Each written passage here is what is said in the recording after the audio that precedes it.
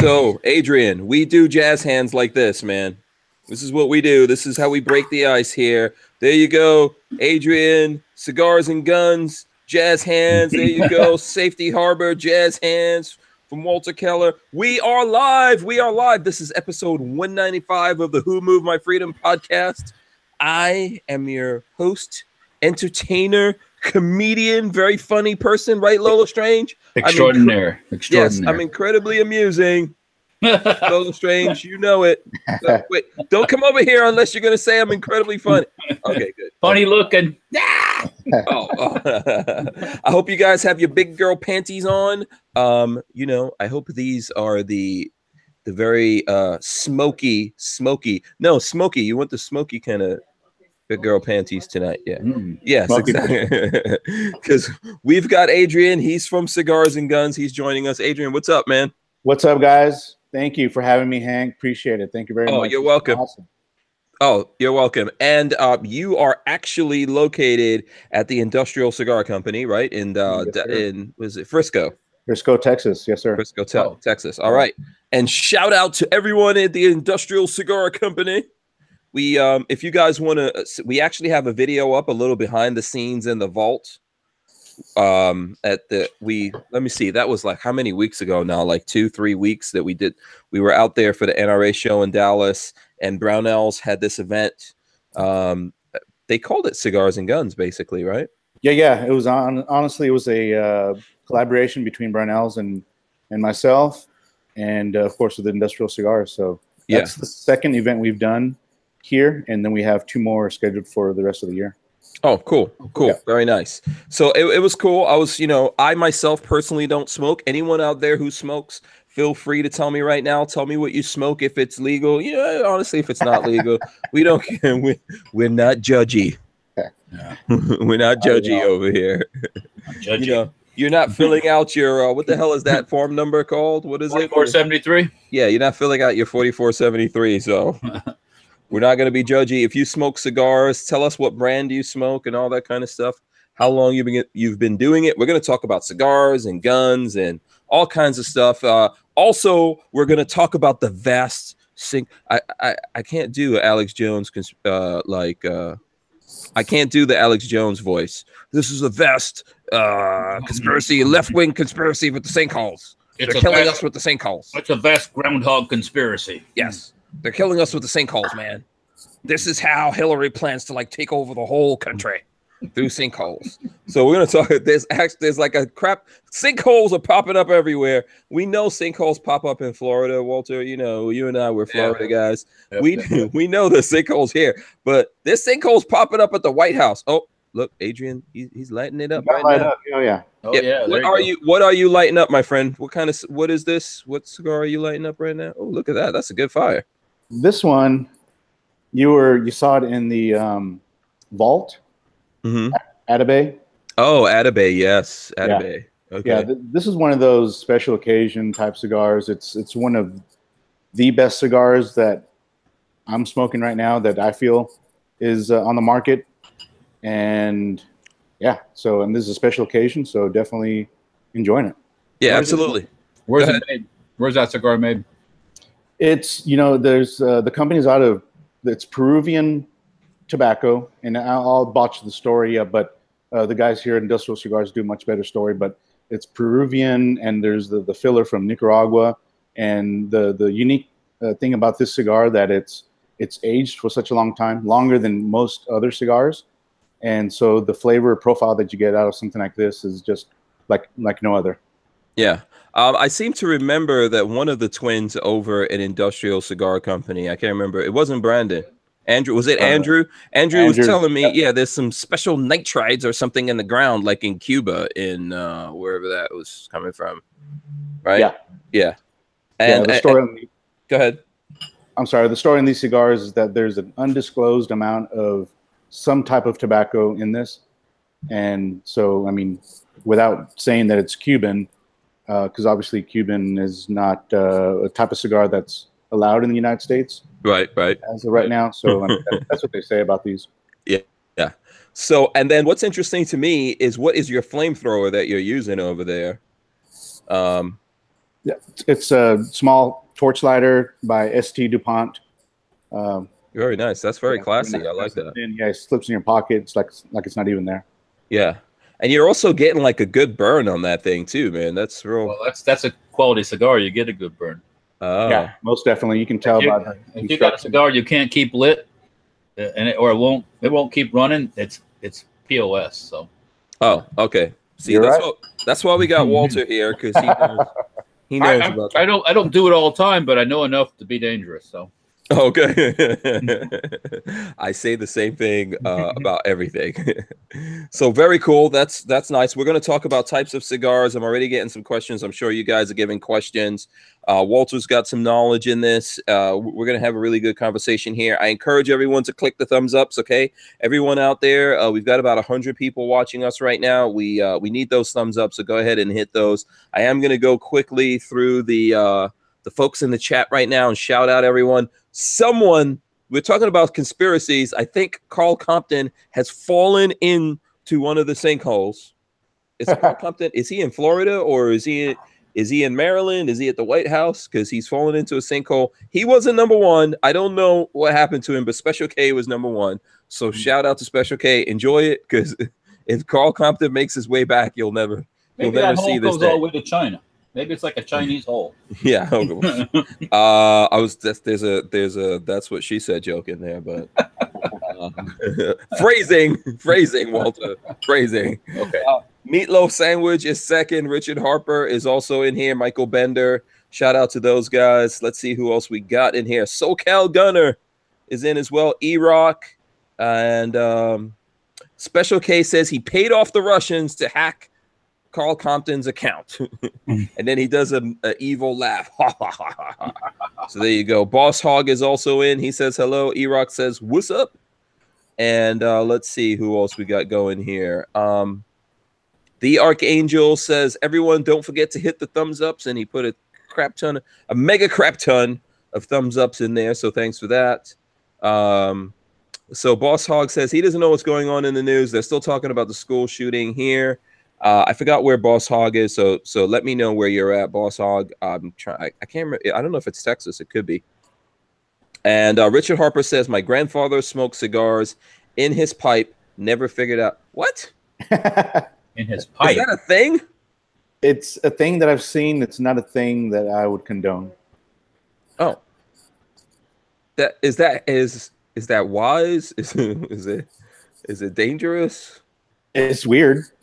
Honestly, oh yeah. You have a cigar stuck in a pipe. I mean, yeah. No, how does he does he chop it up and put it in a pipe, or he smokes it from? I think it's just exactly what Walter said. It's a pipe, and then it just kind of sits in there in the little thing. It'd be so like you'd have this like hot ember like right here in your face, So, no, I don't know. Oh, that's interesting. That's weird. Yeah. Yeah. If anyone out there knows why, let's solve this mystery. If we can solve any mystery tonight, we have to figure out why a person would smoke a cigar from a pipe.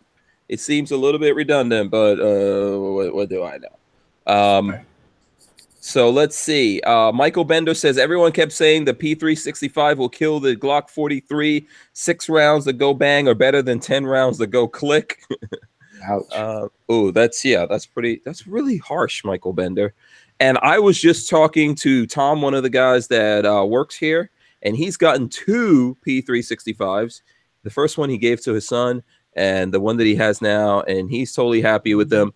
I think that people really like the P365. If SIG can get their act together, they do stand a chance of coming. No, I don't think they're going to get all the way to selling like 1 million immediately. Like Glock has sold 1 million Glock 43s, but they'll do pretty well. I don't know. What do you guys think about the 365? Have you tried one out, Adrian? I unfortunately have not had the opportunity because no one can get them out here. Yeah. And then when they do, they're like picked up, so quickly. Yeah. Walter, have you gotten a chance? Haven't seen one. I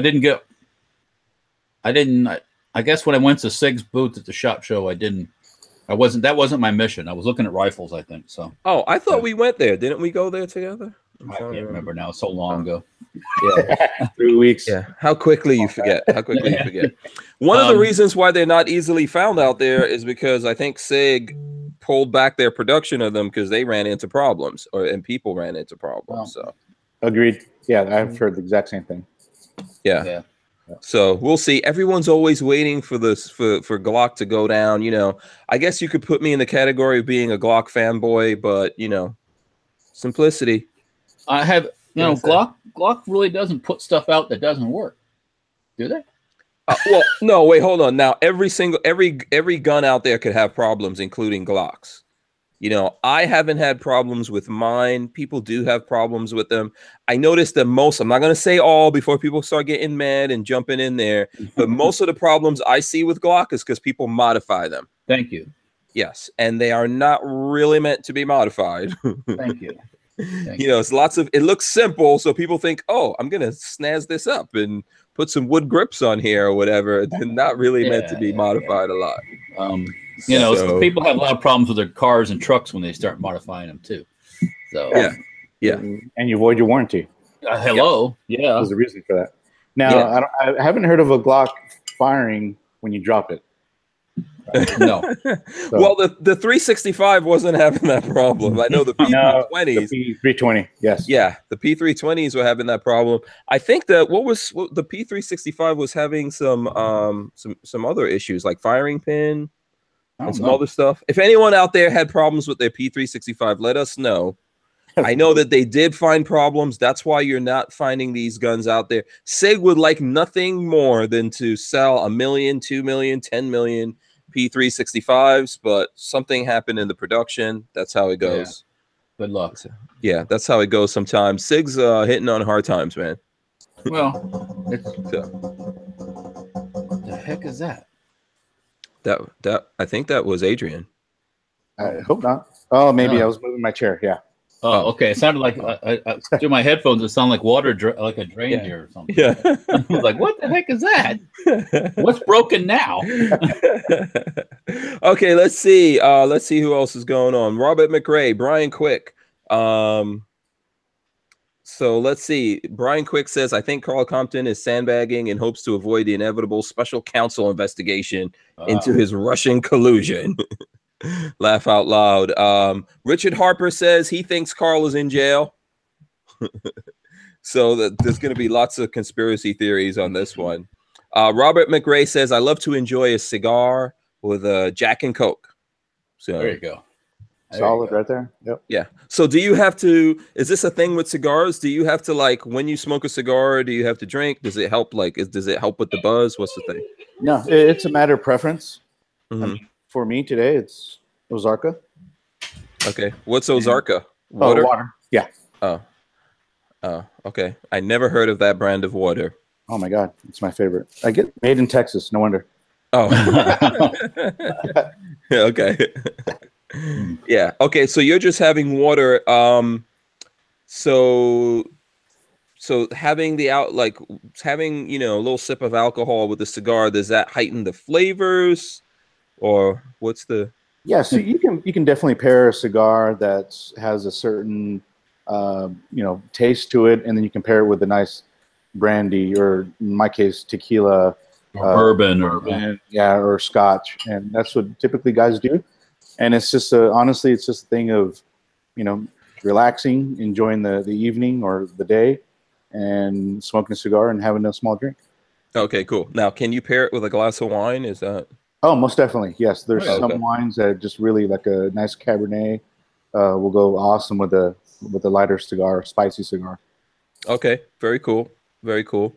Let's see. Let me try. I'm going to try to go through the shout out to everyone real quick. So I see Richard Hughes, Louis Valdez. What's up? Shout out to Louis, Christopher Williams, Greg 98K, Justin E, Strange Media moderator, Gerald Loafers. He says, I'm here for the cigars and politically incorrect humor. This is the place you pull up your big girl panties and light them if you got them. Roll it up. Awesome. Yeah, roll them up. So there you go. Let's see who else is in here. Clint Sanders and Big Dick Willie says, hello, everyone. Willie. Yes, Big Dick Willie. He's in here. Screaming Skull Saloon.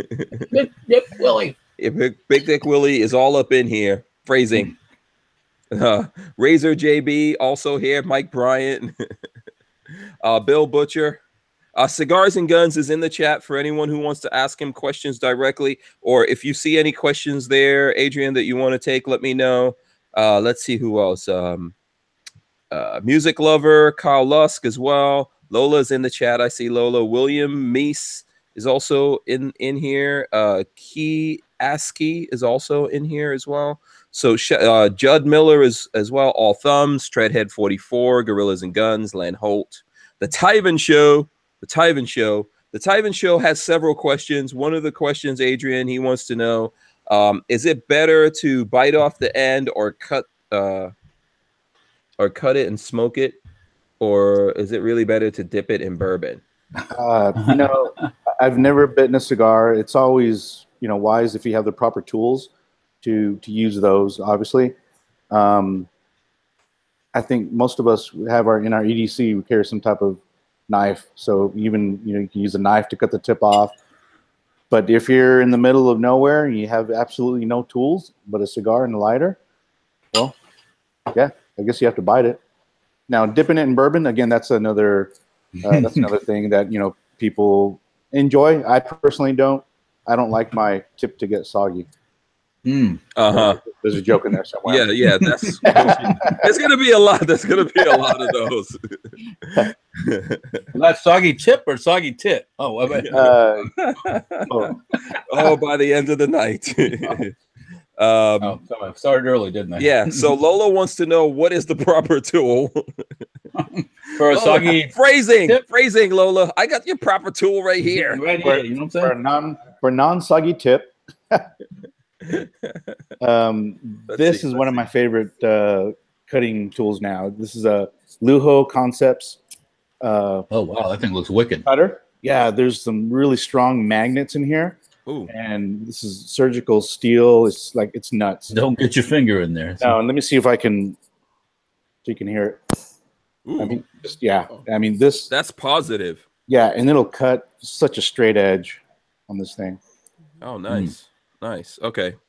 So if that's how you tell. This is one of the ways you can show your ballerness, right? By having a really nice cutter. That you're a connoisseur. Yeah. Then the lighter next to Definitely. Lighter. Yes.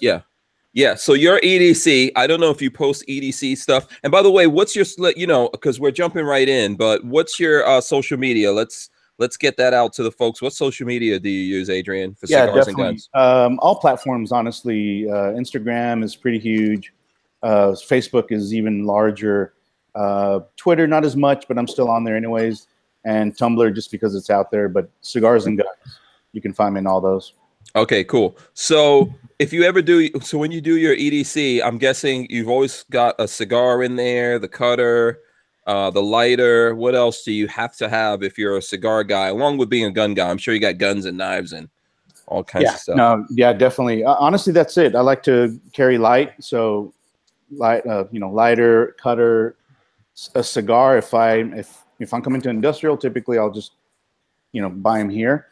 But as far as tools for the smoking, that's it. Cutter, lighter, really that's it. And then on the gun side, it's whatever, depending on what I'm wearing for the day, but usually a Smith & Wesson M&P Shield 40. And then a nice little Kershaw knife, just in case. Okay, cool. Very cool. All right, good to know. If you guys have questions, Walter, if you have questions, feel free to jump in here. Pixamite1 says, Nothing Fancy has a review out that says the updated P365 is going to be the hot new thing. So that's cool. I'm a fan of Nothing Fancy, so if he's had a chance to check it out, that's that sounds good. The Pants is in here as well. C4 Defense says, hey, and let's see what is going on here. I'm trying to look through. I carry my revolver in single action says, why can't you inhale cigar smoke? It's not that you can't. If you can, you're a special kind of person, because I'll choke and cough and probably cough out a lung. But so it's not that you can't. You can, but it's probably not advised. Okay. So I know Lola was asking me this yesterday. I think it's a good question because I was just making up stuff when she asked me this. So What's the difference between like smoking a cigarette and smoking a cigar? Oh. And is a cigar like bad for you? Is obviously we all hear that cigarettes are really bad for you. So what's the differences here? What are we dealing with? And this is my personal opinion. I've been smoking cigars now since I was about 18, and however, I've never smoked a cigarette. Now, to me, I think the main difference is you don't inhale the cigar. Yes, you can. Some of the smoke does absorb in your palate, that type of thing. But honestly, I think cigars are just that much safer and probably better for you. Not only because you don't inhale, but this is all handmade. It's all nothing. No machine has ever touched this. And as a cigarette, as I think we know, they're all machine made. There's all sorts of toxins. Yeah, lots of chemicals that go in there. Correct. Yeah. So most cigars or all cigars like chemical free, or what are we dealing with here? No, I wouldn't say all. There's some cigars that are definitely still machine made. Made in large quantities, and we're talking like the Swisher Sweets. Are those your like your weed smoking cigars that dudes? Because I grew up in New York City, so in the 80s. Swisher Sweets, man, that's what they've been doing. Yeah, so I'm trying to remember like they Black just call. Yeah, like they were just blunts or whatever. I never. My dad actually smoked weed and did a whole bunch of stuff. So my father was pretty wild, which made me really like not as wild. yeah, I can see that. So, but I remember that guys would just buy the cigars, huh?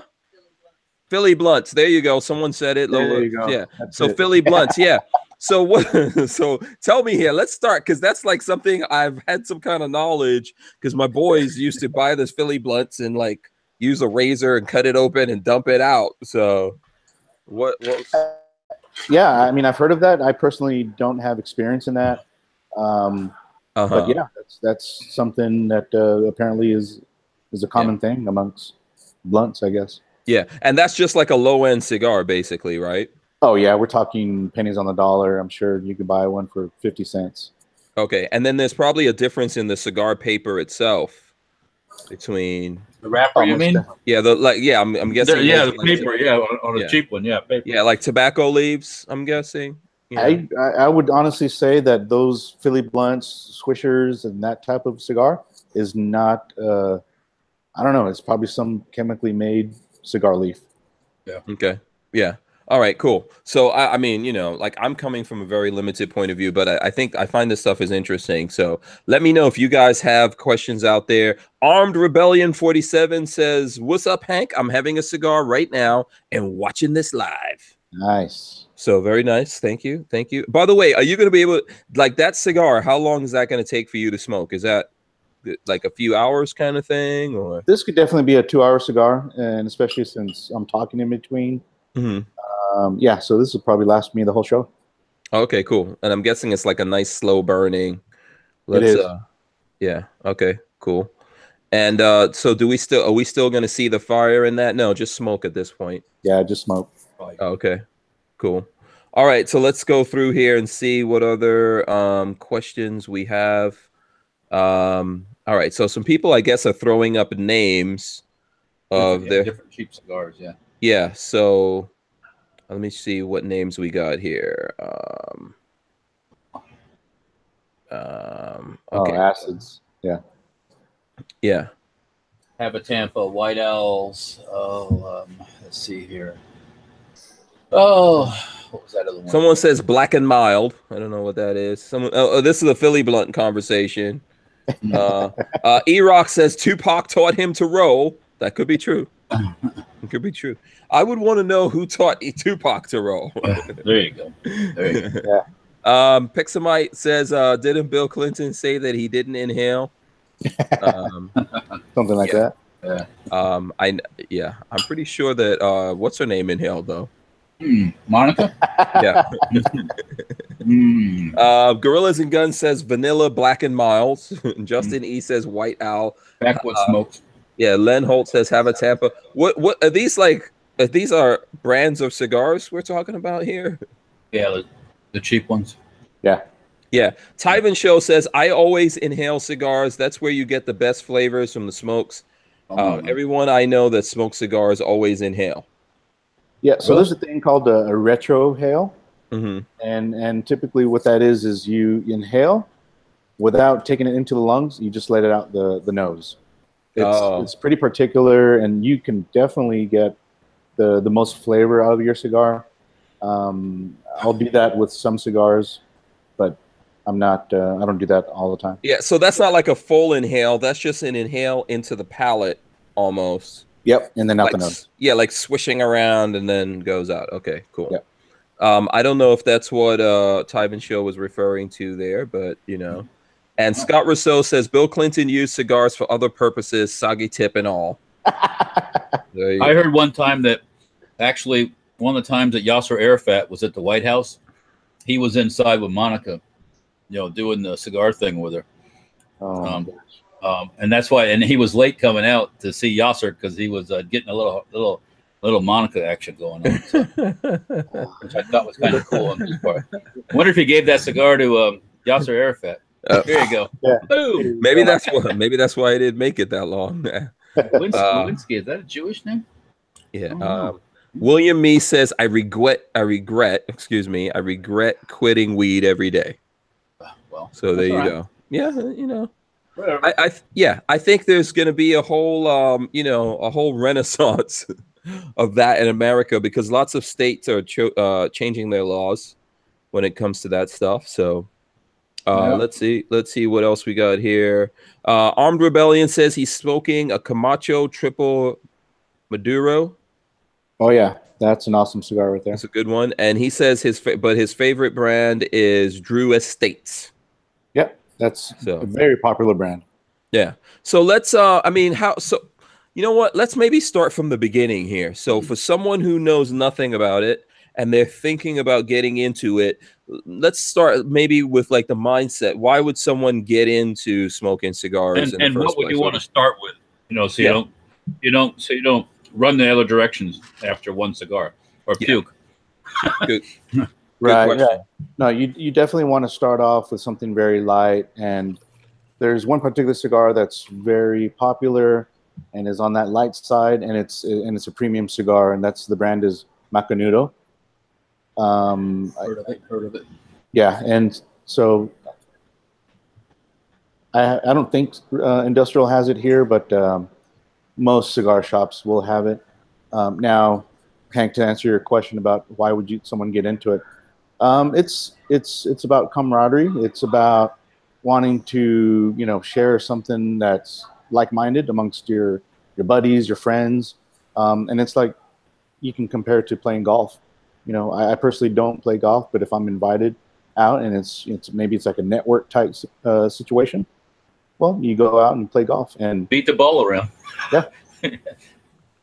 Yeah.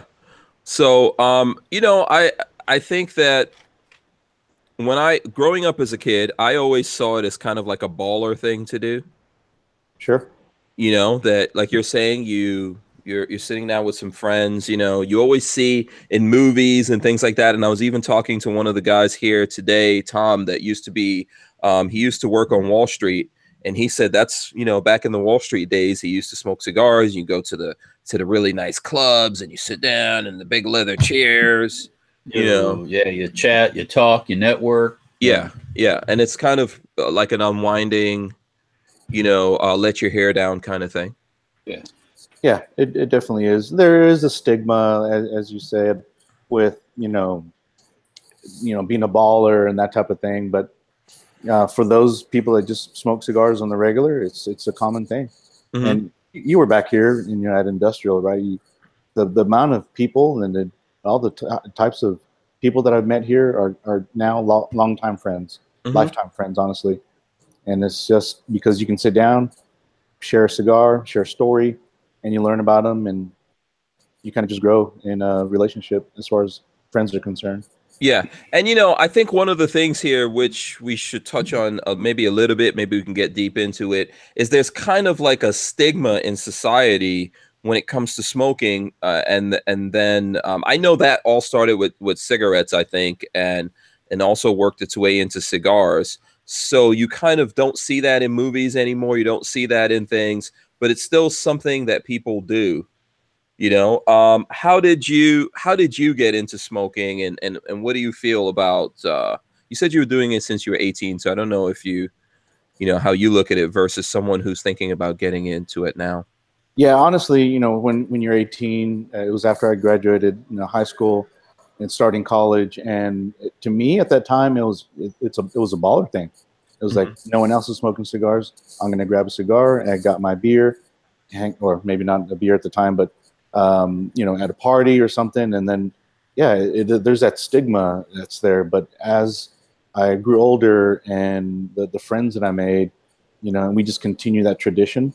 And it's just something has stuck with me for, you know, probably a lifetime. Yeah, I think the statute of limitations is expired, so you can tell us if you had a beer or.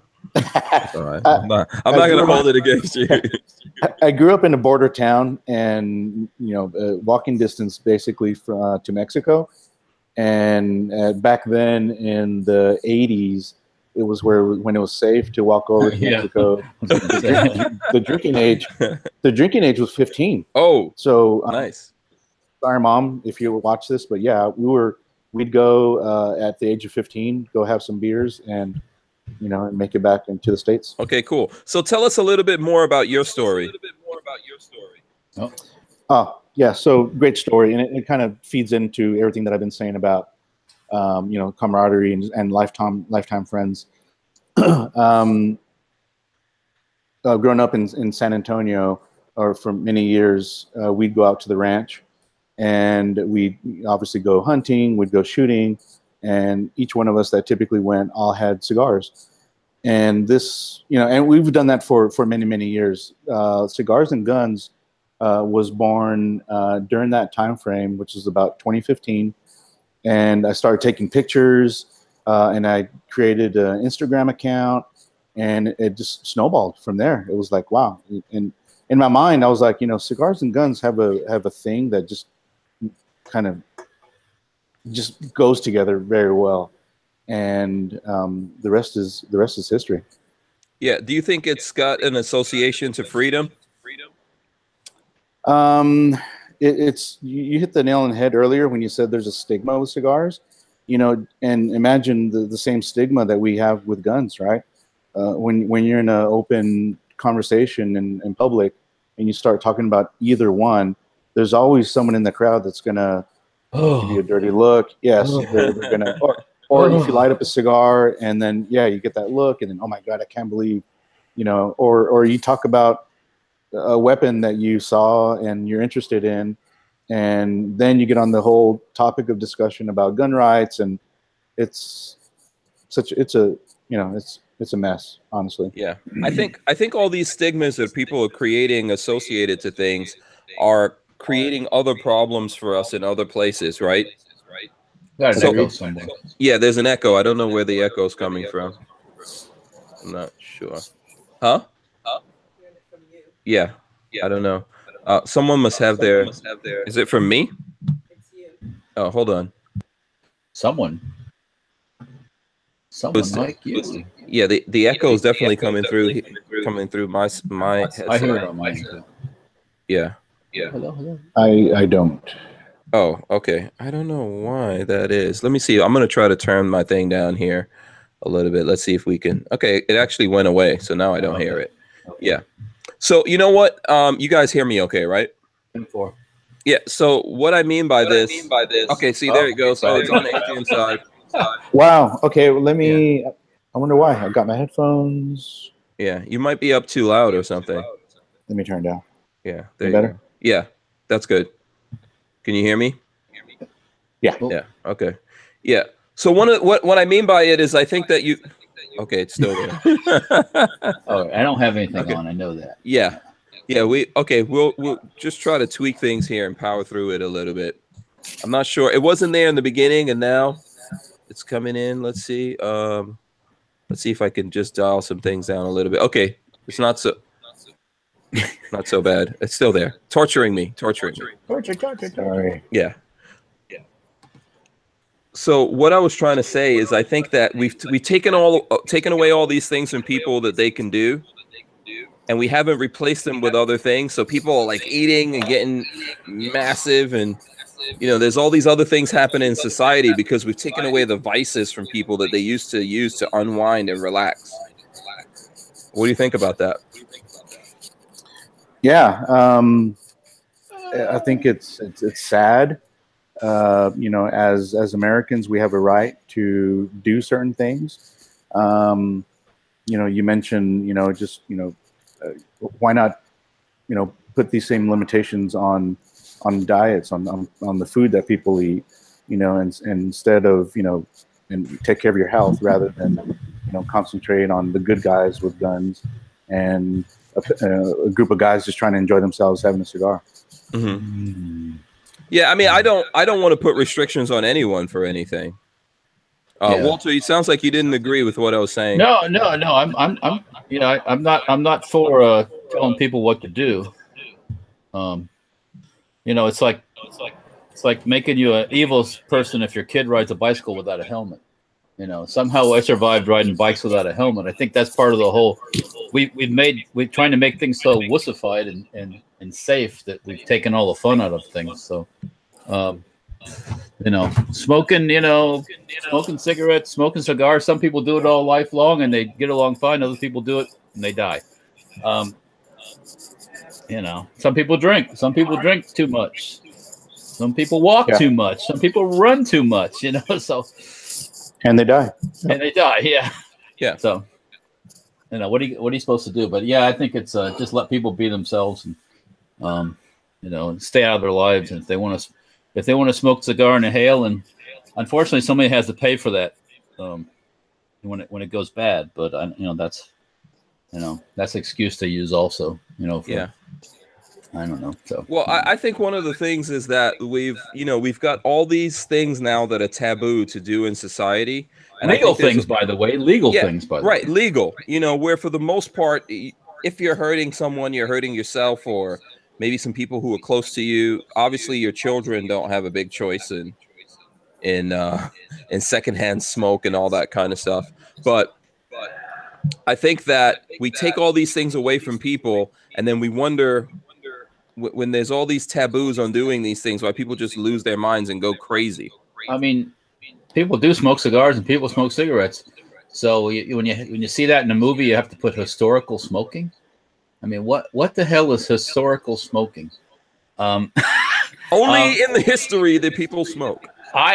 This morning I was watching. There's a video out that's from a movie was taken with the war correspondents during World War II as they went from D-Day all the way to Berlin. And 90% of all of them are all smoking cigarettes. Boom, boom, boom, boom. I mean, that's just the way it was. Whether you like it or not, that's the way it is. And were they terrible people? Were they? That's just the way they did things. And I just, having to put a warning in front of that, or that what didn't have a warning. But I'm saying, if you would have put a warning just because little Johnny's go, oh my God, Mommy, you see it? He's smoking.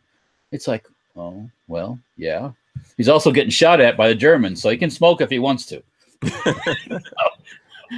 That's, I don't know. It's just kind of silly. We've gotten so pussified, so to speak, that everything's got to have a warning label. Yeah. That's the appropriate word. Yeah, pussified. Pussified. Yeah. Pussified, yeah. I was just muting you. I was just muting you, Adrian, because I noticed when I mute you, then there's no feedback. So whenever you're going to talk, yeah, absolutely, go ahead. I'll do it myself. I'll mute and unmute, but let me disconnect the thing and see if that makes a difference. Is that any better or is it worse? We can hear you. There's some feedback there. Yeah, but okay. Yeah. Yeah, I think it was way better when you were plugged in. Yeah. Yeah. Yeah, my apologies for the technical difficulties that we're experiencing right now. Please stand by. Yes. that's how it goes. People like Key Askey likes the pussification of America. Yeah, I mean that's all part of that, telling you what to do and controlling your ass, God forbid you smoke a cigar and shoot a gun and have a sip of bourbon while you're doing it. Oh my God, you took some alcohol while you're using a firearm. Oh, the first time I posted a photo with a cigar gun, basically an ATF picture. Oh, I got so much shit. I got so much shit saying, "Oh my God, why are you combining alcohol with firearms? That's dangerous." And of course, my followers, bash the person saying it's a picture. Yeah, first of all, it's a picture. It's not hurting anyone. Right.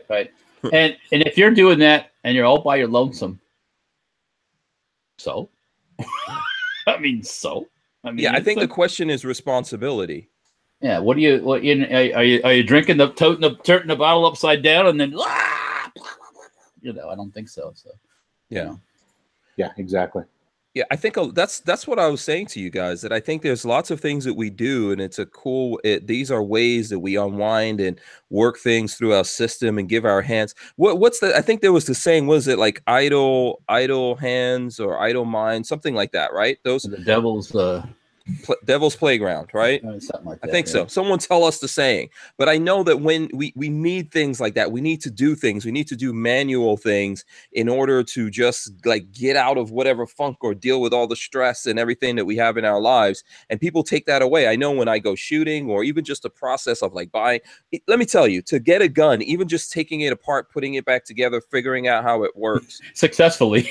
Yeah, these are all the things we did when we were kids, right? We had to build toys, or when you played with Legos, when you drew things or made things, and you had to figure out how to work through all the frustrations of your life. And then when we grow up, we somehow think that magically disappears. You just go to work, you deal with whatever you have to deal with, you come home, and you just everything's fine. You need things in your life to help you work through that. Maybe it's you go out there in the garage and you're working on your car, or you go out on the range. Maybe you got a boat project you're working on in the garage or something. Yeah. Or you go out to like a cigar club, like Adrian's, telling us, and you chill out with the guys, and you talk to the other guys, and you see everyone out there is just human, and they're also having problems. We don't have that crap anymore. We're getting rid of a lot of those things and making them bad things to do. Well, and I think the cycle's coming back around, because you see more and more, especially I don't know, the cigar industry was besieged with regulations and taxes. And that happened here in Florida and Tampa, where, places closed down and all that stuff. And that was to push them out of the business. But I think now it's, maybe I'm wrong, gravitating to smaller venues with smaller companies and stuff like that. Maybe I'm wrong. Correct me if I'm wrong. Yeah. What do you think about that, Adrian? No, I'm sorry, I missed that whole conversation. Andrew came in here and Andrew causing problems. Right. You should have made him get on the camera for a second. I should have. Yeah. Go ahead. Can you rephrase that, Walter? I was just saying how that all the regulations and taxes have pushed a lot of like the companies that used to be in Tampa are gone now. So has it gravitated now to smaller venues and smaller companies, or is it still big ones and then Oh yeah, so only kind of like the brewing thing, all the breweries. Oh yeah, so the government is taxing. I think California and/or New York has the highest tobacco tax that there is. This cigar, is a $30 cigar here at Industrial, which is a good price point. That same cigar in California and/or New York is a $75, $80 cigar because of the taxes. Yeah. Wow. Okay. So tell us some of the other laws and around cigars, just around the country, in Texas where you are, etc. Like, what's the age taxes, like you were talking about? It's obviously not uniform around the country, right? It is not uniform. Each state has their own different laws and tax. Obviously, Texas has not been affected as much as the other states, thankfully. But yeah, I mean, the FDA is still trying to crack down on these smaller companies that are trying to create these craft one-off type cigars. But the guys that the big companies, Drew Estate, being one of the biggest companies, have lobbyists, right, to kind of smash a lot of those laws and trying to keep us cigar smokers happy. And the companies want to stay profitable, of course. Right. Yeah. Okay. By the way, people are sending me pictures of them of their cigars. So here's one. Sweet. Looks like someone's having a cigar, and I want to say a Guinness Stout, but I could be wrong. That looks like a stout, right? That looks about right. Yeah, that Dark. looks like a stout. Yeah, it's kind of, it's very dark thing. So there you go. Is my feedback any better, worse? No, that's a lot better, actually. I pushed my laptop away from me. Oh, Look okay. at that. So Was that Andrew's idea or your idea? that was mine. I just kind of pushed it away. Oh, okay. It's All right. Yeah, I knew that couldn't come from Andrew. I'm just teasing him. I'm trying to get those guys to actually come on. I think the twins are afraid to come on camera. There's too much exposure. We did put up a video. If you guys want to see inside of Industrial Cigar Company, we have a video that's up on Hank Strange right now that you guys could check out and see. Walter, what were you going to say? No, Cyrus 308 says that's a Fuente Don Carlos with a stout, Hank. Oh, okay. There you go. Phenomenal cigar. Yeah. Long, rich history. Yeah, I wonder how it is with a stout. Does that that probably it's a taste thing, right? It depends what you like. Yeah. So Stefano Dog says he's gonna sit here and lube/assemble his Sig 556R. Give it a total scrubbing. That's cool. We enjoy people looking and listening to us while they're cleaning up their guns. And Cat B says, I like cigars and guns. Well, so there you go. Shout out to Vanessa Kitty says, Guinness Foreign Extra Stout is tasty and usually in her fridge. So there you go. Not a Guinness drinker. Yeah, Guinness is good. I think Guinness helps with the up your blood pressure. Yeah, sure it does. Yeah. Well, see, sometimes like that's not a good thing, but sometimes your blood pressure might be a little low. Am I wrong, Lola? I think they suggest pregnant women drink Guinness Stout, right? For that reason. Yeah. See there, Lola said it, and she's a medical professional. Oh my gosh, I hadn't heard that. So that's what happened to the English. Lola says it's not said openly. No, I wouldn't think so. Alcohol, it's not official. Condone alcohol when you're pregnant. Oh, okay. Also, Guinness Stout is also good for other blood. Sometimes, there's other blood pressure that people might need to get up. Your junk. Yeah, when your junk needs some blood pressure help. Isn't that what Viagra does? Well, you can have a Guinness Stout. If you're ever in trouble and you can't get to Viagra, this is a Hank Strange top tip right here. Stout. Drink a Guinness Stout. It will help you. Have a point. Yeah, it will help you. Also, like I usually, forget it. I was gonna say you can make a shake out of a Guinness Stout. It's a good shake, if you need that. Like you can get a good shake out of your Guinness Stout. If you need to get some good energy going, you could put a lot of proteins in there, like peanut butter and bananas and stuff like that, and just mix it. It's a good thing, Walter. Don't worry about it. All right, I'll take your word for it. I'll let you be It's an old West Indian trick. I'll let you be the arbiter of the Guinness Stout mixture. Yeah, but the Guinness Stout is good for the blood pressure, so there you go, which some people need. Yeah. When you have a big, massive head like Walter, you don't need any extra blood pressure. Right? a little Jack Daniels, Is that the reverse to the blood pressure thing, the Jack Daniels? I guess. Yeah, I don't know. So it makes some people go nuts. I don't do that to me, so I'm a happy drunk. So. Oh, okay. That's a good thing.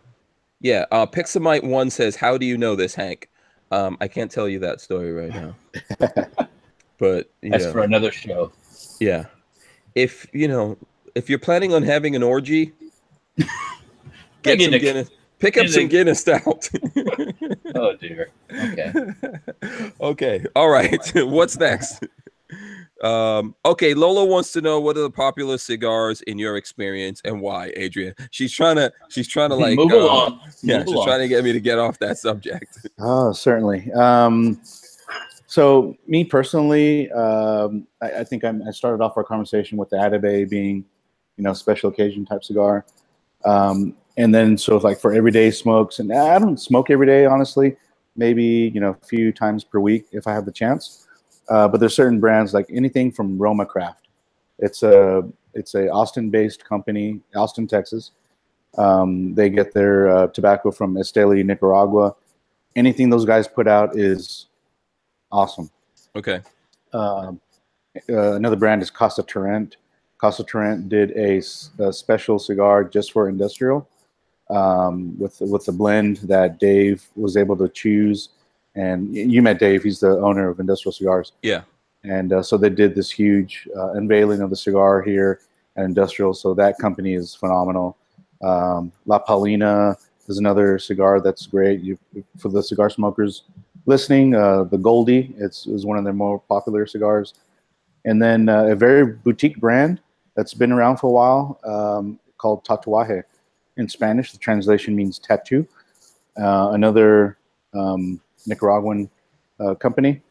But and I think the company's actually based in California, but their tobacco comes from Nicaragua. Okay. Phenomenal cigars. Anything those guys put out. Mm-hmm. I should be putting those in the feed. Yeah, absolutely. And you know what? By the way, let me just remind everyone to please click the thumbs ups. Okay, we need those, guys. So we've got a lot of people watching us right now. Just help us out by smashing the thumbs ups there. Is it possible to get some of these? It would be nice if you put the names of those into the feed so that folks can look that up. And the feed actually lives here on YouTube now. But is it possible for us to actually get a couple of those out of the vault from the Industrial Cigar guys? I don't know if they're still over there. Yeah, But, I can definitely get those. Yeah, it'll be cool if we can, actually show some people some stuff, and then we will show some guns as well. That's right. Yeah. Yeah, we are going to show guns. This is the cigar portion of the night, and then we'll show guns along the way. Walter, you got some guns there, or? I probably could find something. Yeah. So, what kind of cigars do you like to smoke, Walter? When you smoke? Well, cigars? I haven't done it in a long time, so I'm not going to probably be the best person for that. Yeah, I haven't. Is a stogie a type of cigar? I always hear like, I'm going to smoke a stogie. Is that I guess that's just a term for a cigar. I mean, Yeah, smoke a stick, smoke a cigar, stogie. It's all the same. Oh, okay, Yeah. Okay. And Walter, you don't have any. Walter, What? Your favorite cigars happen to be green? Are they like? No, You could tell me. I won't tell anyone. I promise. no, That Yeah. information. No. I won't tell anyone. Just trying to trick you. Okay. Gorillas and Guns says a stogie is a term for cigar. Okay, there you go. Yep.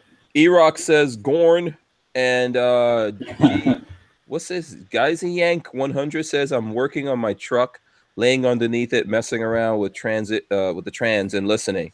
He's messing around with a trans while he's working on the truck. Yeah, I know. I know. That's just I don't even know how to pronounce what is it? G-Sank? Just Yank. Yeah. 100. Yeah, there you go. He's working on his truck. That's pretty cool. Len Holt says Camo cigars. And Kiaski says, nice try, ATF. Yep. And there's lots of questions like, oh, really? Messing with a trans? This is what we do here. Hey, trans jokes. We mess around. we mess around with phrasing. Yeah. Okay, there you go. So and then the Tyven show is reminding me that one of the days next week is going to be the 200th episode. Mm-hmm. Yeah, congratulations. That's what happens on 200. The same thing that happened on 199. Yeah. We haven't planned any of these episodes, so we don't. Well, there's a little bit of planning, but there's a little bit, and sometimes we get off the rails severely. But yeah, we're real loosey goosey with the planning here. Yeah. And Tyven Show wanted to know earlier: does Industrial Cigar carry a Monte Cristo Platinum 6 ring? I have no idea what that is. They might. It might be in the vault. Oh, okay. Yeah, I don't know if there's any way. If you need to take a break or something, go check out the vault. We can. I'm just showing off. Let's go to a little bit of Gorn. There we go. That's the Ruger Super Red Hawk Alaskan. Yep. You guys can see it right there. It's 454 Casull. That's bad. Nice. Really. I just love this gun. I haven't shot it yet. This is one of the guns I need to take and go on the range and put some rounds through this bad boy. Yeah, that'd be fun. Yeah. This is a nice way to unwind right there. I can imagine that. Yeah. Walter, are you coming? Are you going to come when I shoot this? You going to come down and hang out with us on the range? Well, yeah, it's a possibility. Yeah. Because probably I won't. I've never shot 454 Kasul. I want Walter to shoot it first. I'll do it. And I do 50 cal. I'm not scared of that. Slow motion. I'm gonna record the slow motion. The grimace. You get the grimace. Yeah. So there you go. Okay, so that's my. I've got a bunch of guns here. I'm gonna show. What do you have, Adrian? You got something there? Yeah, yeah. Show us? What can I get here? Okay, there you go. Yeah. In a Kydex, that's nice. That's It your is, shield. yeah, and then I won't just so we can show the trigger. Mm-hmm. Nice little apex. Oh, nice. Trigger Okay. there. So Yeah, and you've got the extended round plate. Magazine stuff. Yeah. Who makes that one? Hive. Oh, okay. Does it right on the side of it? You didn't see that, Hank? No, I can't. Oh, there you go. Okay, the Hive. I see it now. I see it. I even saw that. Oh, okay. Yeah, I see it. Very cool. Very cool. Walter, what you got? I got an ammo box. Ooh. Okay, that's cool. Nothing. Did That's you just get a bunch of ammo boxes in? I call dibs. No, this is actually a World War II. Let me turn this light on here. It's an earlier style one before they went to the current with the clips, and it was not wood. The early ones were wood, and then they went to stuff like this, and then they went to the ones that were made a little cheaper. This is actually kind of almost like a toolbox, but That's pretty awesome. There's a I picked it up at company. the flea market one day. When I see stuff like this and the price isn't too bad, I pick it up. So Nice. There's a company called Ammo Doors that does humidors out of ammo cans. Oh, really? Yeah. Oh. Oh, that's got to be cool. And I was gonna ask, like, how do you store your cigars? And what's good ways of storing cigars? Good question. Talk I'll be about back that. in just a second. Okay. Yeah. So we have lockers here at an industrial where you can keep your stash here. Obviously, I have humidors at home, but when I travel, I didn't bring it with me, but I have a little Pelican case that's specifically made for cigars. It's got the little humidifier in there. It's got the foam cutouts. You can fit 8 cigars in there, and then your lighters and your other tools. Oh, sweet. So it's pretty cool, and it's Pelican, right? So it's got the seal. You can throw it in water, and Your cigars will be fine. Oh yeah. Yeah. Okay, very interesting. What's the price for something like that? The Pelican case, I think, was $35-40. It's not terribly expensive. Once you start getting into the ones like at home that are, wood and inlaid type of wood, all fancy, those could definitely get up in price. But the main thing about a cigar humidor is the inside, which should be Spanish cedar. And as long as you have that and keep it nicely humidified, your cigars will last. So what's the use of that specific wood? What does that do? Spanish cedar keeps the moisture, keeps the humidity levels better than any other type of wood. And just if you ever smelled that Spanish cedar, it's just a beautiful smell. So people use those in closets. Like if you get a closet made, sometimes they sell like cedar planks, and so the smell is phenomenal, and it keeps moths away too. Oh, cool. Okay. And let's see. Vanessa Kitty says there are ammo can cigar humidors sold currently at the New London Subbase. Oh, nice. So there you go. And 454 is a hard-hitting round. Be ready, says Treadhead 44. And Music Lover says antique humidors. Not sure. So, and Brian Quick says cedar keeps the moths away. Yeah. Yep. Okay. Len Holt. So how long can a cigar stay fresh in a humidor? As long as it's humidified properly. There's like little packets at the sell called Boveda that easily and simply keep the cigars fresh. But as long as you keep it humidified, years and years. I have cigars that have been aging for 10 years. Oh, okay. It's very cool. And by the way, it's GSE Yank. So he just texted me the proper pronunciation.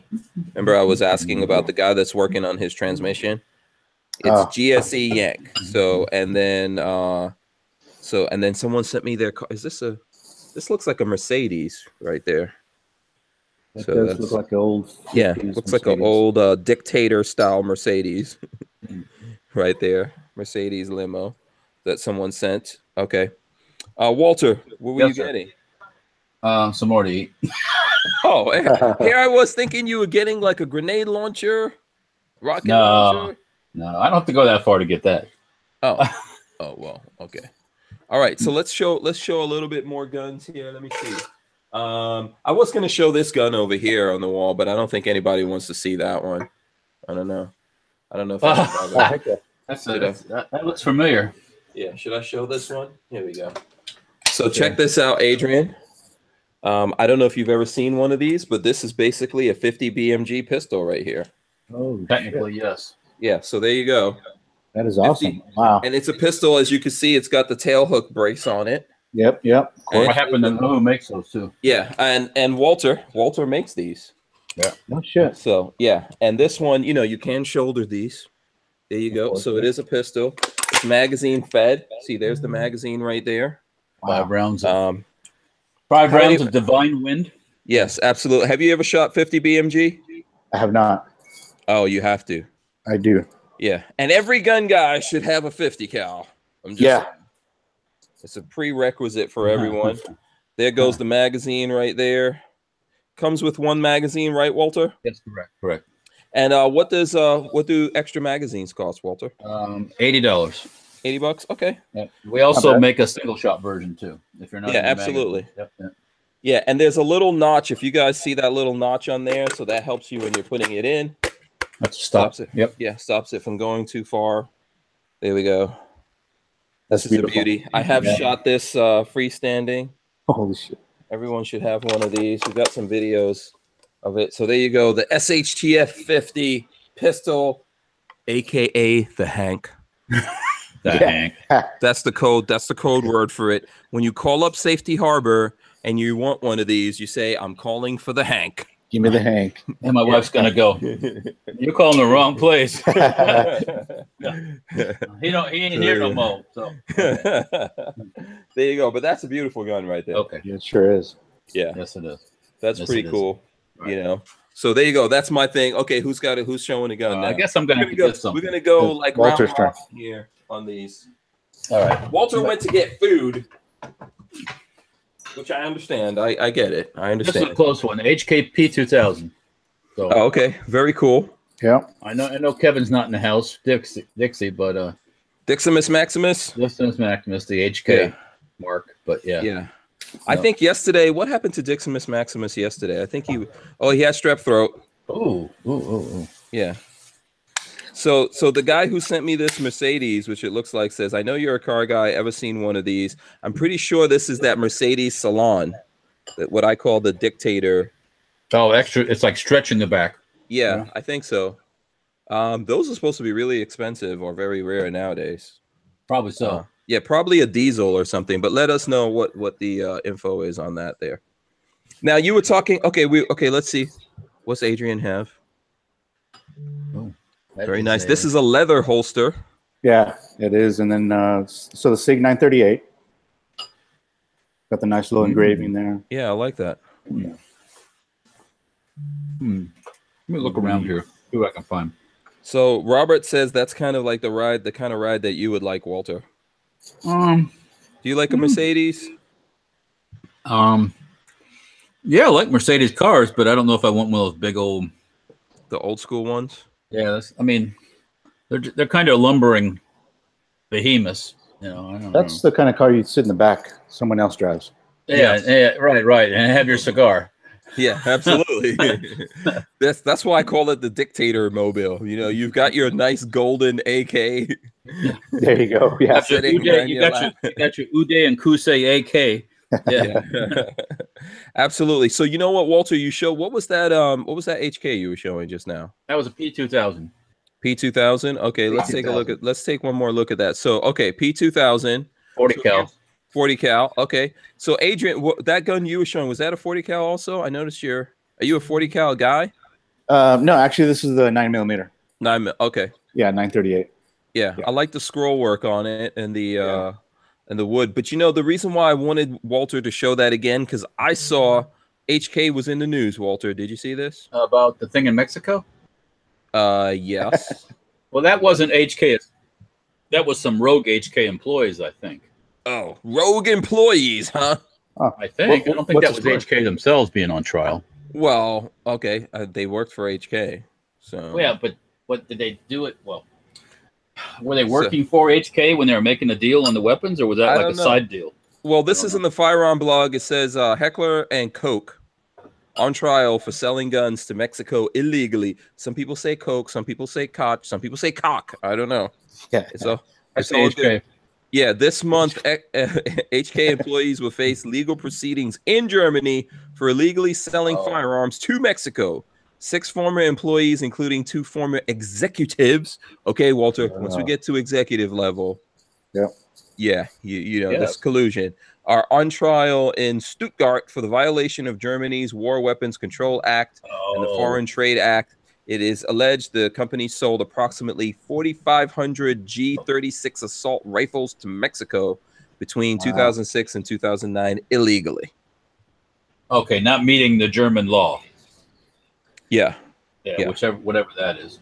Yeah, and then Jeff is sending me pictures of his HK. So that probably means I didn't pay the right kickbacks to the other German officials. That's what that means, probably. Yeah, they got caught. That's they got in trouble. Yeah. Oh, by the way, the guy with that car says we were close. It's a 1963 Studebaker.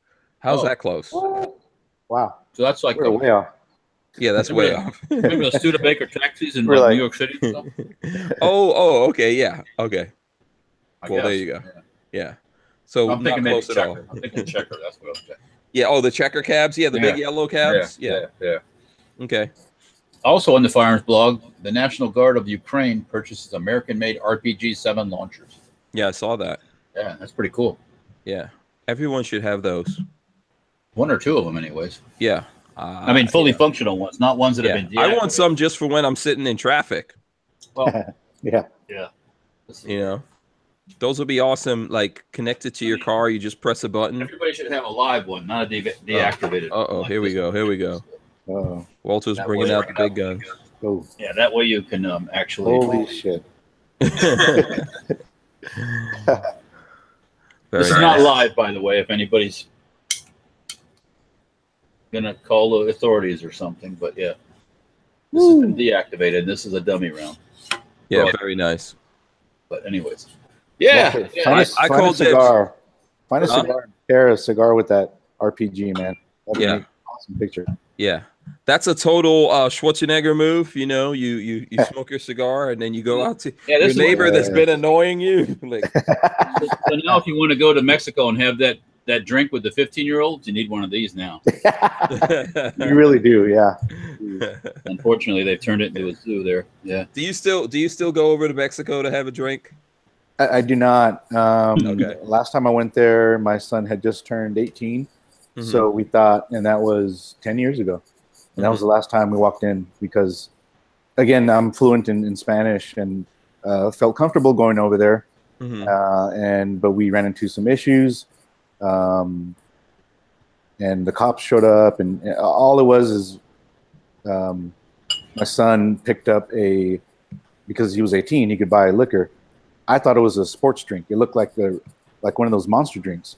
Apparently, it was one of those flavored type drinks, whatever. We were walking down the streets of Mexico. The cops stopped us, and $40 later, we were able to leave. Oh, you paid the price, yeah. Inflation, man, it used to be $10. Oh, okay. So let's go over. I don't know. Did you have any new stuff, Adrian? Were you able? I don't know if you had a chance to pull up any news yet. Well, did we talk about that Lake Worth zombie? Oh, yeah. Let's talk about the sinkhole in the White House. Yeah, let's talk about the sinkhole, and then we'll get into the Lake Worth zombies as well. Yeah. Because that's interesting. And we put the sinkhole thing in the title here, so we should talk about it. So apparently there's sinkholes, Walter, opening up all over America. Wait a minute. All over across the Americas. Have they opened up in your backyard? From sea to shining sea. Well, there's sinkholes everywhere. And when I mean everywhere, in the northeast part of America, everywhere. Okay. So it must have something to do with the volcano in Hawaii. That's what it is. Yeah. yeah, I don't know. New sink. So this is from what is this? UPI.com, but this news is all over the place. New sinkholes open in Florida, Maryland, and at the White House. So 4 new sinkholes have opened up beneath a Western Florida retirement community that was hit by several others months ago. Officials says the new sinkholes were found in a fast-growing retirement community in the Villages, Florida. 45 miles northwest of Orlando. It's actually between where we live and Orlando.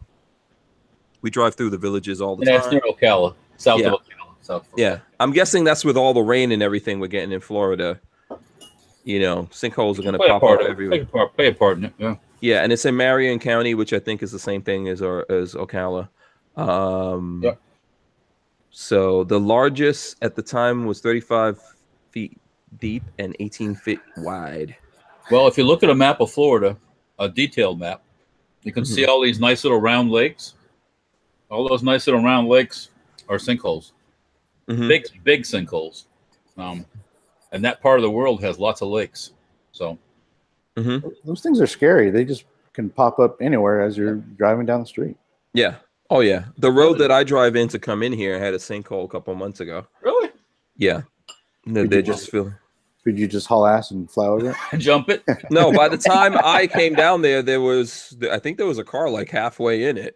Oh my God. Well, I think Yeah. my theory about the White House sinkhole probably could be 3 things. Either the bunker wall collapsed or the roof collapsed on the bunker, or the Palestinians or the Mexicans are digging. They're drilling directly to the White House. The Mexicans like to dig tunnels, and so do the Palestinians. So, you know. Okay, so here we go.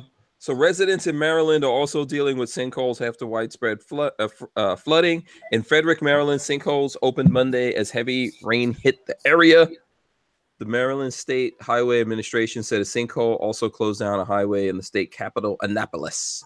Now, sometimes they call a sinkhole from like a pipe will break underground to wash the stuff out, and all of a sudden there's a sinkhole. Florida, it's usually not from a man-made occurrence. So, yeah, I mean, this is the reason why we can't have like basements and stuff in Florida anyway. A sinkhole was also reported Tuesday at the White House, as Walter's talking about, in nearby Washington, D.C. Yep. It appeared outside the office of Deputy Press Secretary Hogan Gidley and was cordoned off. What do you think is up with this conspiracy that's going on here, Adrian? I think it's the Chinese too, actually. So. I don't know. I think Walter hit it. It's probably the Mexicans. It can't be the Mexicans, the Palestinians, and the Chinese all at the same time. Wait a minute, that could be a conspiracy. Our president has pissed off so many people at this point. We don't know who. You know who I think is trying to dig their way into the White House? Hillary Clinton. Maybe what's the Mexican guy that's in the penitentiary that dug his way out of the one jail? Oh, El Chavo. Yeah, maybe he's trying to dig his way out and got lost. El Chapo. Got lost. Yeah. Sure. Listen, I think Hillary's trying to get in there. She's like, you can't stop me. No, if there's one way she's going to get in, it's by digging herself. Yeah. Yeah. Or maybe we're getting these sinkholes because Netflix decided to give the Obamas. What is up with that? I saw that too, and wow. All right. I am done with Netflix. I have no idea. All of a sudden, they're like, because I thought Obama was on whatever show that Letterman has, but now they're producing TV shows, man. Well, I don't know. They better make it while they can, because it's only going to get worse for them when all this stuff comes out. So yeah. So, yeah, Richard Hughes says he's canceling Netflix. Yeah. And Screaming Skull Saloon says she dug her way out of hell once already, talking about Hillary Clinton. Oh, yeah. Well, that's true. Yeah. Stefano Dog says Hillary thinks she won. Yeah. I'm pretty sure. Eric Gonzalez says he canceled his subscription to Netflix. So I guess there's a lot of people canceling the subscription. Big Daddy Hoffman is in the house. Shout out to Big Daddy Hoffman, 1911. Somebody's go ahead. I'm sorry. No, Big Daddy Hoffman says sweet sinkhole pie. Oh yeah, there you go. I don't know what that means. That sounds very naughty. Very naughty. Sinkhole pie. Eroc's asking about 50 caliber ammo. I bought some today online. and now I can't remember the name of the place, but it was like $2.79 a round, which is cheap. That's not bad. No. That was for American Eagle. Do we have 50 cal ammo at Big Daddy Unlimited? Oh, we'll have to check. We'll have to check. That was they had a deal going. It was over $250. It was free shipping, and I hit that like no problem. So, oh, okay. See if I had ammo, 50 cal. Yeah. That was a good deal. Okay, so what other? Okay, so now do you guys want to talk about the? Yeah, let's talk about the Lake Worth zombies now. Let's switch over to that a little bit. Yeah, get me informed on that one. Okay, I sent you the article. I sent it to you. Because I know nothing about that. I haven't heard. Today I didn't get. Today in the shop, one of my milling machines sprung a major leak. Like, oh, it did? A coolant leak, so I had to deal with that all day. So I didn't even get to do anything interweb wise all day long. So, anyways, okay, it's back up and running now. Okay. Hold on, I'm trying to do two things at once here. I'm trying to search. Okay, let me read this thing first. I was trying to look on the Big Daddy Unlimited and see if we've got 50 BMG. Okay, let's read this thing. So this is from the Palm Beach Post, and it says more details on who or what was behind the Lake Worth zombie alert. So what's behind the zombie alert caper in Lake Worth? At the moment, the city has no idea. There's an investigation ongoing, said Ben Kerr, Lake Worth spokesman, but right now I have no details on it. It's not information I can get into. It's an outside investigation, and I have no idea how long it will take. Sunday night at about 1:45 a.m., a message was sent during a power outage, but it also warned of a zombie alert for residents of Lake Worth and Terminus, potentially referring the city in the popular zombie TV show The Walking Dead. So someone was obviously playing a prank with the emergency alert system. Okay. So there are now far less than 7,380 customers involved due to extreme zombie activity, the notice said. Restoration time uncertain. Kerr said when a power outage happens in the city, the system automatically sends out a short message on its map so people can log in to see what's going on. So there was an actual alert that came up. It says start time 2018 0520 May 20th 1:41 and 28 seconds. Projected repair time 2018 0520 4:41 and 28 seconds. Power outage and zombie alert for residents of Lake Worth and Terminus. There are now far less than 7,380 customers involved due to extreme zombie activity. Restoration time uncertain. How do you take that? I mean, if you receive that message, right, it's like, do you lock and load? No, I go, what the well, yeah, you say, what the fuck? And then where's my gun?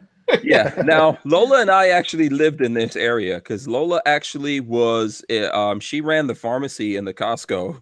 Is that like an Ulster area?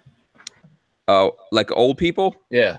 It's kind of like a mix. It's a mix now. There were a lot of old people that went there to retire, and now there's younger people. Lots of McMansions and communities and stuff like that in that area. So I can just imagine people were like, what?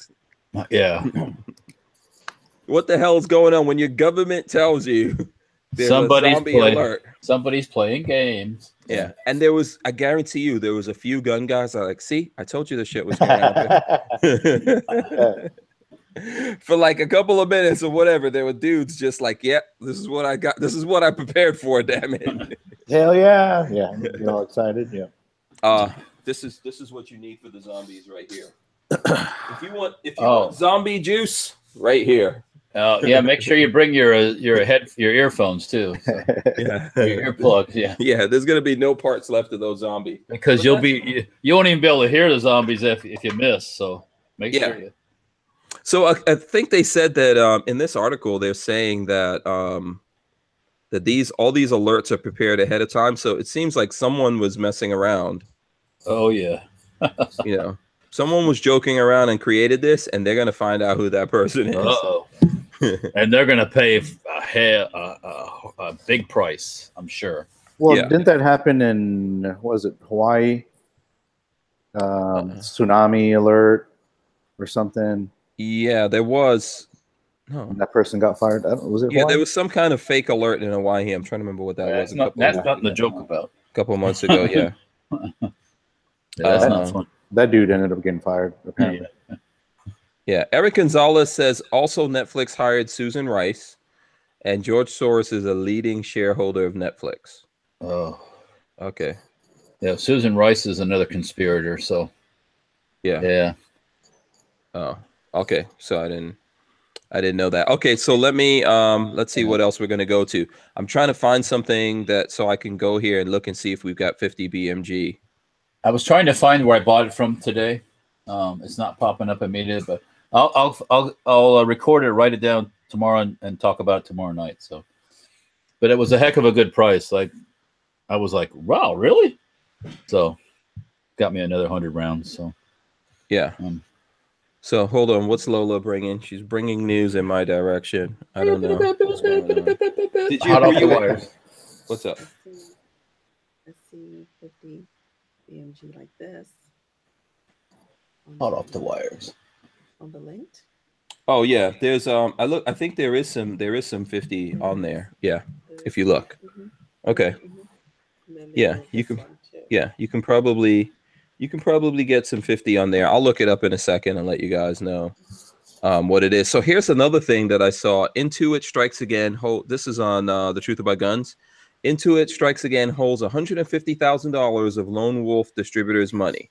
Intuit QuickBooks has apparently had quite the busy month of May, and it isn't over yet. We first heard about this poor treatment of Gunside Academy, but it turns out they were simultaneously doling out similar treatment to Flint River Armory and Lone Wolf distributors.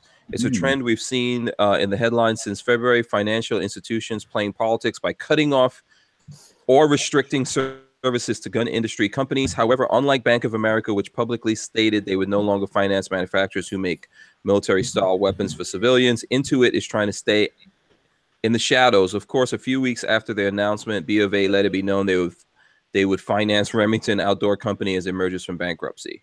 I hired a lawyer. So I think what happened here, so he says, I spent some time on the phone with Rob Hansel of Lone Wolf and John Heiklin of Flint River. The two companies sometimes do business together and recently had a rather large transaction go awry as a result of Intuit QuickBooks' apparent anti-gun policy. So there's some kind of big deal or whatever they were doing there, and that's hung up now because the bank is not allowing any gun things to go through. So that sucks.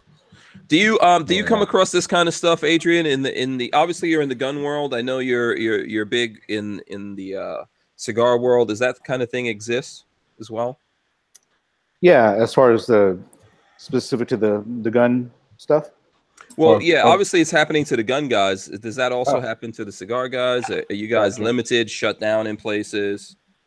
No, it was just more what I was talking about as far as the taxes are concerned, and government trying to squash these little companies that are trying to just make a dollar by making a good product. Really, I mean that's a challenge that the cigar industry is up against right now. Okay, so you haven't seen any, for example, go ahead. Any bias or against the cigar or the tobacco type companies? I'm sure there is, and I just try to mostly, as long as as far as my feed is concerned, I try to stay away from anything political and things like that. So, so personally, I'm not entirely sure. Yeah. Okay. All right. No, I mean, as far as credit card companies go, way back when, there's always been companies or banks that don't want to deal with gun companies. That's nothing new. I saw that when we first got into business and trying to open a bank account in a local bank. Nope. Didn't want to do it. Oh, wow. And it's like, hey, that's all right. I'll take my money somewhere else. Yeah. So. Yeah. I don't know. As far as retailers are concerned, and if these credit card companies are shy away from cigar companies, I'm not sure. Yeah. Mm-hmm. Okay. I don't know. All right. So we've got some. So Lola wants us to remind everyone to check out Cigars and Guns on Instagram. So for any of you guys who are on Instagram, hop on over to Cigars and Guns and follow over there. Okay. Also, she wants to know, are cigar lounges becoming popular nowadays? What do you think about that? Yeah, I think they are, and in more and more towns, as long as they don't have the cigar or smoking laws, where a lot of cities nowadays are banning, smoking, 30 feet from a public building, things like that. As long as you are in a particular town that allows for that, yeah, definitely cigar lounges are pretty popular. Dallas seems to be a good venue for that, and there's a good amount of cigar lounges here. In fact, one just opened up in this really ritzy part of Plano, Texas. That it's on a rooftop. The whole area actually is just it's a big restaurant type, outdoor theater type thing, and again, a third floor cigar lounge. With it's actually this place called Haywire has a bar on the first floor, a restaurant on the second, and then a rooftop cigar bar. So Okay. it's pretty nice. Yeah. So, and I know right now you're at Industrial Cigar Company. How does their whole thing work? I believe that they're kind of like a club membership. Yeah, I think the only weirdness part about being in Frisco is that if you have a place that sells tobacco, I believe the law is you cannot sell liquor as well. So the thing here is it's BYOB. Guys can bring in their own stuff if you want to enjoy a cigar and a bottle of something. If you're a member here at Industrial, if you're a private member, drinks are afforded to you basically. Yeah. Okay. So you can come in. Yeah. So that's kind of like a workaround that you can do. Okay. Okay. Cool. I'm guessing we weren't able to get anything out of the safe, right? The guys might be. Oh, wait a minute. I text Andrew. Let's see what he says. Yeah, he's on his way. Okay, cool. Yeah, all right. So yeah, we're standing by for that. We're going to show you guys some examples. Yeah. So let's show some more guns. How about that? Let's show. I've got. I don't know if you have anything, Walter. I've got some really cool stuff here to show. I have a nice B&T. I just looking at a picture on the interweb of a B&T. Oh, you were? Okay. So here we go. This is the HM9, the GHM9. So you can check it out right there. Yeah, if you guys have heard of, B&T is making like a more entry level one, because I think these are usually like around 2,500. This one is in the category of like 1,500, I want to say. So, and it's a pistol.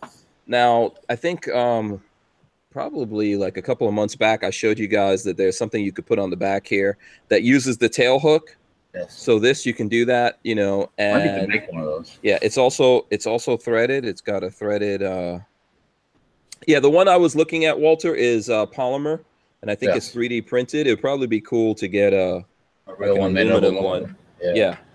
So there you go, nice B&T. That's like if you wanted a B&T, you were looking for something badassery and nice.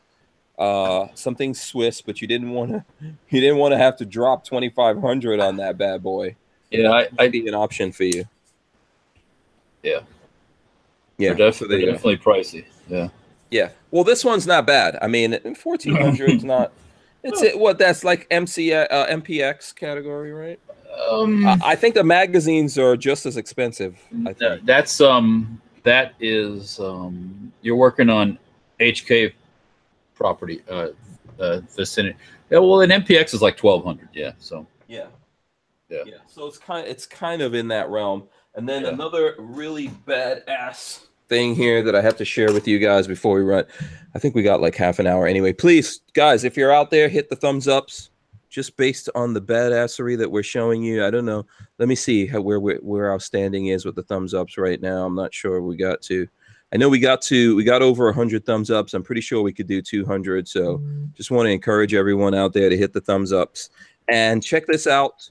If you guys have heard of the honey badger. Oh, wait. Okay, Adrian's got cigars, so we're getting ready to show that. So you guys heard of the honey badger, right? Yep. This is the honey badger 2.0 right here, the honey badger 2.0 from Q. Okay, that's cool. from the Q company. So there you go. It is a double tax stamp because it is an SBR. And then it comes with a suppressor. So here we go.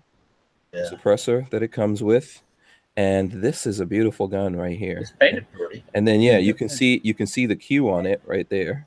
Nice retractable stock. It's button on the side. It's no KES, but it's cool. Nice. It's cool. Nice paint job. Yeah, very nice. I'm not really a big fan of how the thing works, but it is cool. The does have a cool. I like the serrations or stippling or whatever is back here. I think this part is polymer. Very lightweight gun. It comes with a GI mag. So that's interesting. But I think that's just to keep up with the whole color scheme of everything. Q makes some really cool, interesting guns, and they're keeping it lightweight. Look at that QD mount. What? A QD mount on a gun? No, you say. But they do have a really cool, it's kind of like a bronze color in there. Probably brass in there, yeah, brass or something like that, double-sided. Very cool. And check out the trigger. And how much does this cost? Retail? I think this is in the area of 2,500, and these sell out really fast. So this is the Honey Badger 2.0. Okay. Honey Badger 2.0. It's got it on there. If you guys can read that right there, Honey Badger 300 blackout. Very nice. I thought I'd share that with you guys. Someone already bought this one, but Big Daddy Guns, the gun store themselves, I think they're going to have a few more coming in. I think they had a couple of them there, and they sold them out right away because they are that cool. I didn't okay. Yeah. What was that, Walter? No, I'm just what people will pay for an AR-15. So. Oh yeah, but you're talking. First of all, SBRs are usually more expensive. Yeah. There's obviously some things involved there, and then it's got a suppressor that it comes with, so you got that extra as well. Yeah, that's true. Yeah. And then you got the lightweightedness and the extra trigger. And, it's painted cool. Yeah, it's painted cool, etc. So there you go. I figured I'd share some cool guns with you guys. Okay, so Adrian looks like he got a bunch of cigars in there, so we're gonna lock it on him, so he can go through telling us what kind of awesomeness he has. Find a couple guns. Yeah, Walter's going to get more guns. I noticed, by the way, before we get into talking about the cigars, Adrian, and before Walter goes away, I noticed you've got a nice watch there. It looks like you got a watch. Is that an iPhone watch or? Yeah, Apple Watch. Apple Watch, okay. With the steel band, and a steel case. It's a little bit different than the typical Apple Watches that are out there, but yeah. Yeah, okay, very cool. So are you a watch guy, or you prefer is it just the Apple Watch for you because of the convenience? No, honestly, I am a watch guy, and I have a few in my collection. I have a Panerai, Audemars Piguet, Bell and Ross. And I used to rotate them out all the time, but I just happen to stick with this one because it has. I get used to like the temperature, heart rate, and just all that cool stuff, and you don't get those from those other fancy ass watches. Yeah, I'm a watch guy. I like it old school. But I would love to see your collection. What do you have, like a Audemars Piguet Royal Oak or something? Yeah, it's a Royal Oak. Yeah. Oh, okay. So you got to show me that next time I'm in Texas. Definitely, sure. Got to do some videos on that. I just as a wristwatch check here, I am rocking a Tudor Black Bay Bronze. Check that bad boy out. Yeah. Walter, is that a custom band? No, this is the band that the Tudor comes with. It's a like a kind of like old. Classic vintage band. I'm not sure exactly how they get them, and it's bronze, obviously, so the patina and everything's going to change. But very nice. Walter, what are you rocking? Skinlex. Skinlex. There was a little bit of a whiteness right there. I'm always asking about the watches, and then I was wearing one today when the day started. I had my Citizen Eco Drive or whatever that thing is. Yep. And then I had to work on the machine and climb up and down. It was all greasy and dirty, and I'm like, nah, watch off. So, okay. Changing plans. We're trying to bring the old school watches back. I'm trying to bring it back. I think when is that? When do we have the guy from NFW Watches coming on? Okay. We don't have him scheduled yet, but there's a guy I met from a company, a really cool company that They share the profits and stuff like that with charity, help out a lot of military things. NFW, nice fucking watches. Yeah, I've seen those. Yeah, so we're gonna have that guy come on, Walter. I hope you rock something beautiful on that day. What Walter. day is that? I have no idea. You gotta let me know ahead of time. Yeah. All right, go ahead and get your guns. Let's look at these All right. cigars that Adrian has here. Yeah, Okay. definitely. So, like I said, I sent a text over to Andrew, and he's here on the sidelines. He doesn't want. Oh, Andrew, what's up, man? He said, "What's up?" What's up, Yeah. Yeah. So earlier I was talking about. I think I started out with Roma Craft. That's these two babies here. They have a whole line of cigars, but Roma Craft, as I stated, they're a company out of Austin, Texas. Their cigars come out of Esteli, Nicaragua. Have you, Andrew, visited there? I have not. Okay.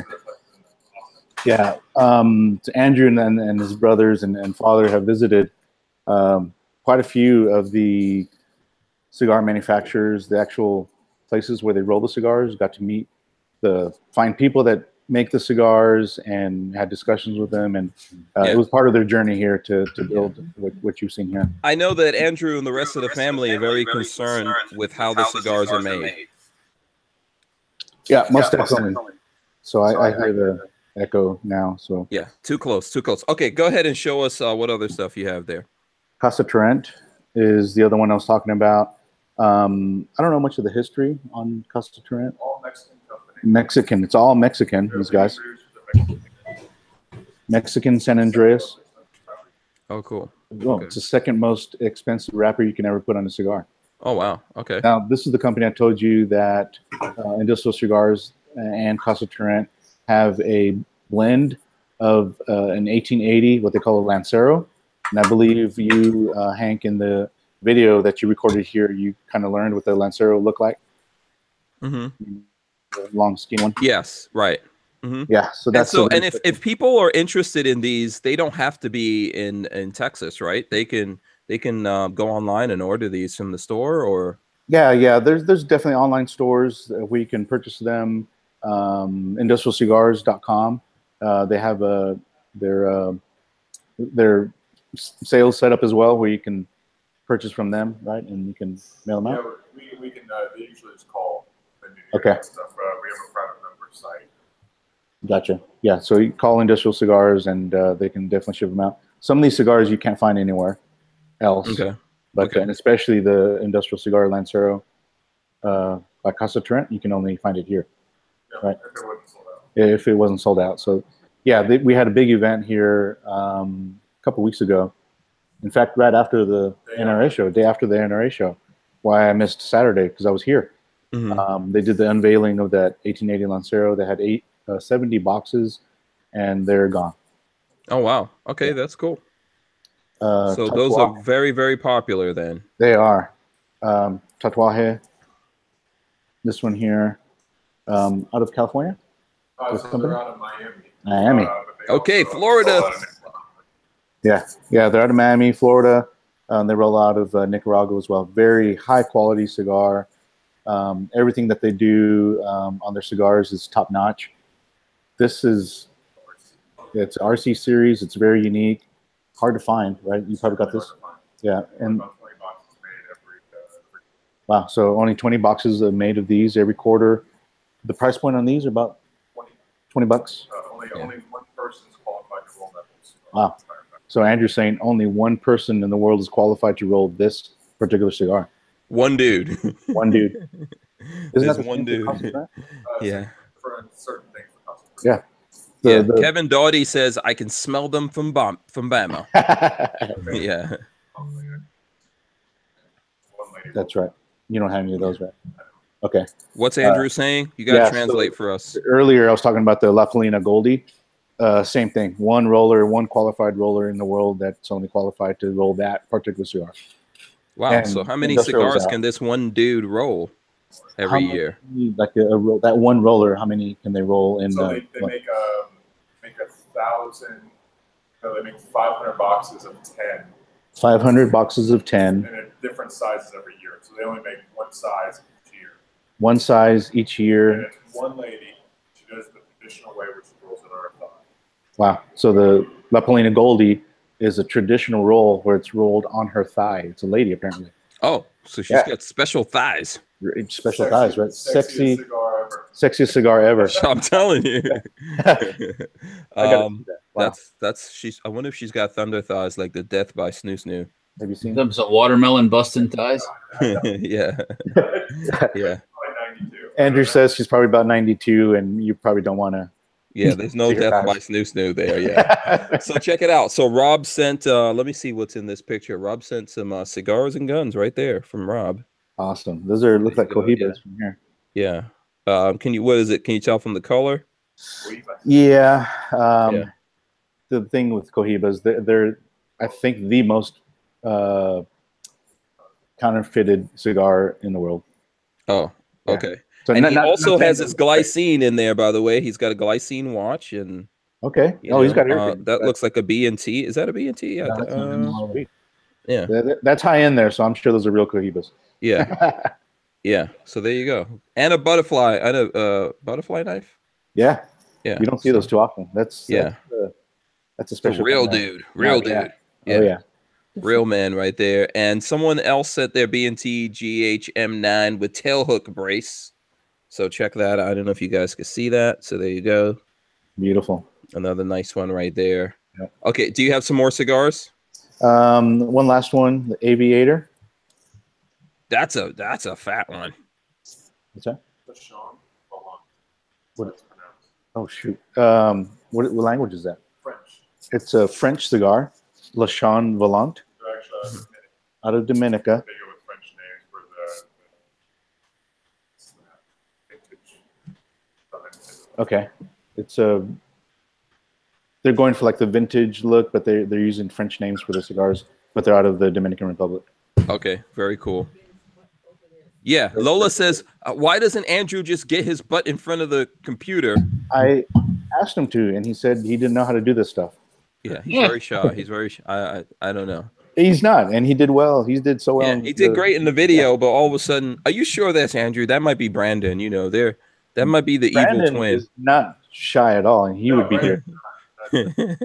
For some reason, Andrew, he goes on the video, he's fine, but he doesn't want to talk to the people on the internet. You know, I'm just a very bashful person. Right, sure. Didn't you play golf or something like that? That was my past job. Yeah. Oh, okay. All right. I can ignore all the people in the crowd. I don't know. I mean, I can't see anyone in this case, but I also can't see him badmouthing me either. Oh, no one's bad mouthing you. Trust me. These are all cigars and guns guys right here. Okay, so very cool. Thank you guys for sharing that. Thanks for letting us come into the Industrial Cigar Company, for letting Adrian come in and do this. We'll probably do this again, and we'll get some more people on here, right, Adrian? Most definitely. Yeah. In fact, I was talking to Andrew, Brandon earlier about when he's ready to share his story as well. I'll do like a little cameo. Yeah, absolutely. Absolutely. And in the meanwhile, it looks like Walter went and got a bunch of guns. I got a couple. Yeah. So let's see. What do you have, Walter? Well, I dug in. I grabbed the. This is a what we call a PSL, Romanian PSL, which is a lot of people call it Dragunov, but it's not a Dragunov. It's more just an AK stretched out to shoot. It's got some nice blonde wood on it. Yeah, it looks cool, but being a lefty, it's not most. Well, that's that could be my fault, I guess, right? But Yeah. it's not very lefty friendly because there's big hump on the inside. But anyways, the PSL is in 7.62 by 54. Okay. So, same cartridge as the Mosin Nagant. Mm-hmm. Anyways, that's A little bit more modernized. well, yeah. It's kind of like a sniper rifle, but it's not really a sniper grade rifle. It's just more of a I forget the term they use for it. There's the designated marksman or something like that in a group. So it's not like you'd be trying to do 1,000-yard shots with it or something, because it's just not heavy enough for that. Yeah. By the way, Armament and Axis says, shouldn't a French cigar be wrapped in a white flag?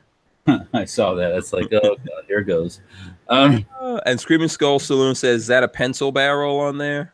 Yeah, it's on the PSL. The barrels are really thin, or they're called FPKs also. But yeah, they're really lightweight. So yeah, it's definitely not a sniper grade gun. It's kind of an enhanced. I don't know what you'd call it. Yeah. And Armament and Axes wants to know, like, I guess he's shocked that you're a lefty. Yes, Walter was born with an impediment. All right, here's how it works. I shoot rifle left-handed. That's the way I pick up. I shoot left-handed. I shoot pistol right-handed. I write with my right hand, but I can wrench and turn wrenches with both hands. So it's. So are you saying are you trying to tell us you're ambidextrous? Is that what you're trying to say? If I need to cap your ass with right-handed rifle, I can do that. So, okay, you didn't get that. I said, are you ambidextrous? I'm ambidextrous. Yes. No, ambidextrous. Okay, good. All right. I guess you could use that term. Yes. And so after sitting right next to this in the safe was this Romanian RPK. That's cool. I like style, that. With the bipod and the whole 9 yards and that's beastly. That muzzle device on the end is not actually original. That's what I was gonna say. That doesn't look original. Yeah, it's kind of one I added, but everything else pretty much is. It's got a carry handle, and actually when I got this was imported by Century Arms. It had the wrong really had the wrong bipod on it, so I got the correct bipod in my estimation or my opinion. But yeah, no, these are cool guns. I mean, this has a way heavier barrel than that FPK has on, or the PSL. Yeah, I think that's cool. I don't think I've ever seen this gun before. Yeah, I haven't had it out shooting with you. I don't think so. This one's semi-auto. It's not a machine gun or anything, but they're still a lot of fun to shoot. So. Richard Hughes says designated marksman. Yeah, designated marksman. Yeah, so. It's not like a sniper. He's just got the upgraded capability in his squad or whatever. I mean, they're good guns. I mean, they shoot longer than an AK or further than an AK, but it's definitely not something I would want to go. I wouldn't want to go one-on-one against a real sniper guy with a real sniping rifle with a PSL because you will lose. So, but anyways, that's just my opinion. Yeah, absolutely. Couple out of the safe.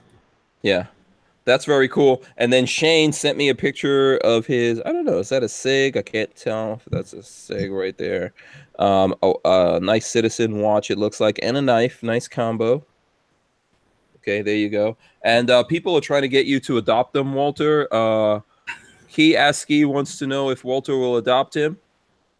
Can you program and run a CNC machine?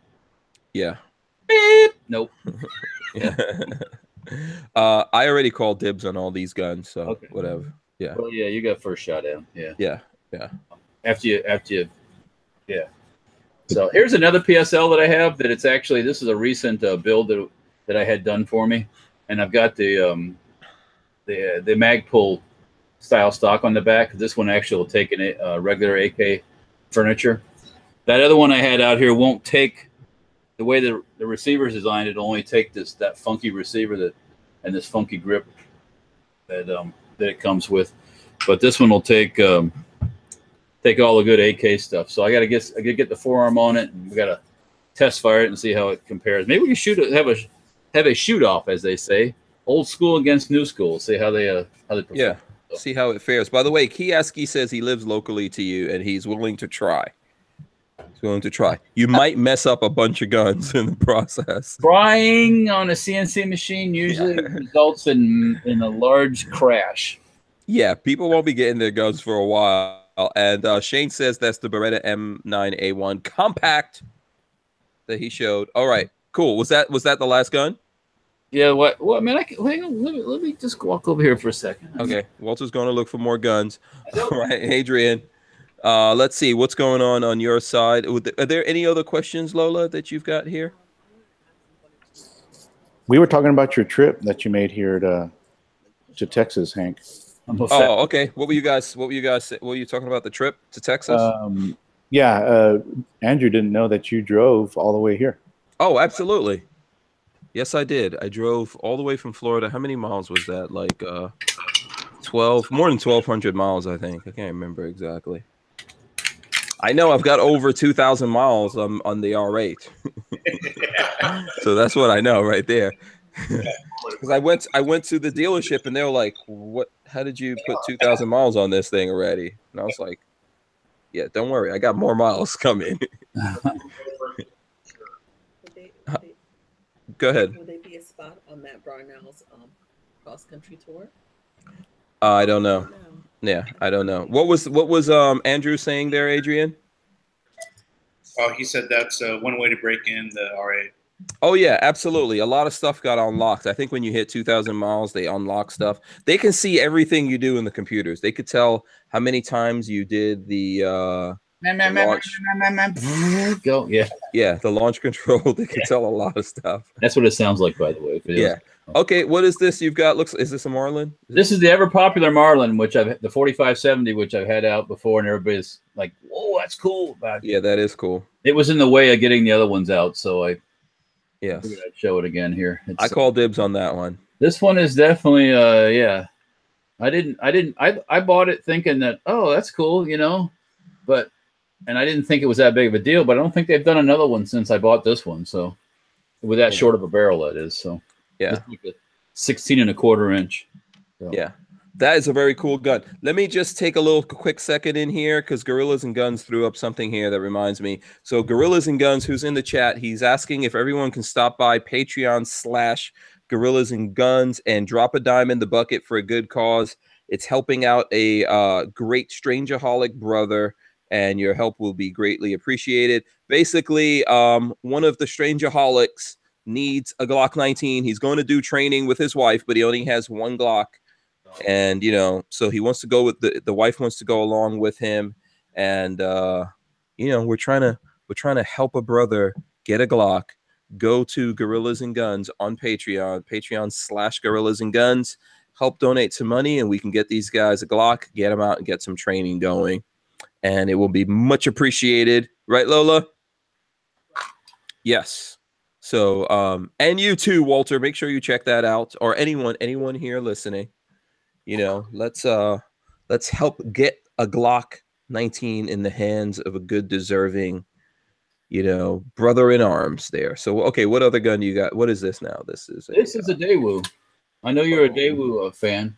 That's a nice Daewoo right there. Daewoo DR2000. It's a band gun, as you can see, the pseudo muzzle brake on the end. Mm-hmm. I just haven't gotten around to replacing it with a real one, but yeah, and I put an Ace type stock on the back with a regular pistol grip. Originally, this had like a thumb hole stock, which was some kind of really bad abortion. Yeah. I you know, it was just fugly, so I did swap that part out. But these Daewoos, for those who haven't had a chance to shoot one, are really nice shooting guns, and yeah, combines the best features of an AR-15 and a AK all in one. Absolutely, man. I love mine. And Kiaski says I can't call dibs on everything.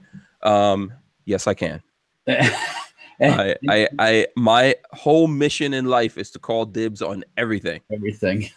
And these are current still issue with the Korean military, South Korean that is. So they still use the Daewoo. So yeah. Do you know what? So that's younger than mine, right? Not older. Well, this one is a band gun, so it's from the 90s. Yeah. Lola's showing me that Texas is 1,000 miles. One way. Yeah. So about 2,000 miles. That sounds about right. Yeah. Yeah, absolutely. I don't know what these guys are up to, but let's check in on the guys at Industrial Cigar Company. Looks like Adrian's having a nice smoke and a chat over there. What time is it in Dallas right now? What time is it? It's like an hour behind. Central time, I think. Yeah. Central. Okay. Yeah. What's the hours of operation there of the of Industrial Cigar Company? That's a good question. Almost every night we stay here until about 1 in the morning or until everyone's ready to go home. Okay. Okay, cool. Right. So what's the website? Is it industrialcigarcompany.com? Just Industrial Cigars. Okay, industrialcigars.com. That's the website. If you're in the Texas, if you're in the Dallas area of Texas, go check these guys out. It's really cool. What is membership? What's the membership thing? Public Lounge. It's $59 a month. Gives you a 15% discount in a locker to store your beverages, your glasses, your cigars are all back in the location. Don't have to be a member to smoke in the public lounge. Just have to buy a cigar. Really, the 4 rules are: buy a cigar if you're going to sit in there. Don't smoke cigarettes.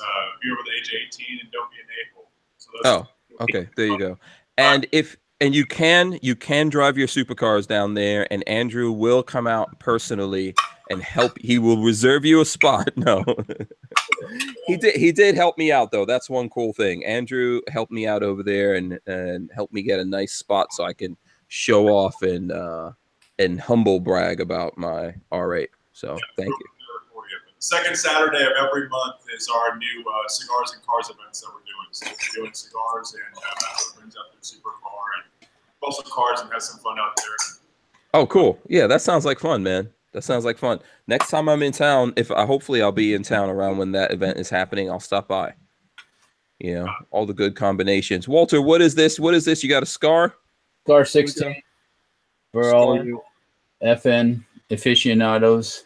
What is the sticker on that Scar right there? Let me see. That sticker is whoop. Bring it closer. Fun meter. Oh, those up there. Oh, yeah, this one my son was using this to do 3-gun with for a while, so he got it all pimped out, so to speak, a little bit, anyways. But I am still in need of an extractor for this bad boy because it broke it off, and the last time I looked, they weren't available. So, I got to look again. But yeah, kind of sucks to have a gun that needs a $2,000 extractor. You know. It really? That's how much the extractor is? If you don't have an extractor, it's for a $2,000 gun. It's a $2,000 extractor. Oh, okay. That makes sense. Yeah. I have to look into that and see if I can help you get an extractor from. Yeah, if you can do some magic on that, we'll take it out and bust some caps with it. So yeah. Cat B wants to know, what does Andrew drive? Oh man. No, you don't. I drive a little Ford Edge, but our family, we've had a car museum with 16 different muscle cars. That you can Google it, Midlife Auto. That was our old family car collection. Oh, sweet. That's badass. Okay, but you guys don't have that collection anymore, huh? Oh, yeah. No, I just drive humbly and throw as many golf clubs in the back of my sports van as I can. Okay, no, that's cool. Listen, man, that's what life is about. The memories. You had it. You enjoyed it. You know, now you're on to different things. You got to have that and enjoy it as well. Sure. Yeah, absolutely. Okay, so you know what? We're running down time here. Let's wrap up a little bit. I want to encourage everyone to go to Safety Harbor Firearms, of course. And this is how you check out all the shenanigans of Walter. We will, he's on all kinds of different social media. Yep. Same thing with Adrian here. Go to Cigars and Guns. And you can check out Adrian as well as industrialcigar.com. That's for Industrial Cigar Company. But Adrian, tell us what you have going on, man. Other ways people can get in touch with you, what events and all that kind of stuff you have coming up. Yeah, definitely. Keep up with our Instagram and Facebook. Our next event coming up will be in July in Austin, Texas with Barnauls. We'll be at the gun range out there.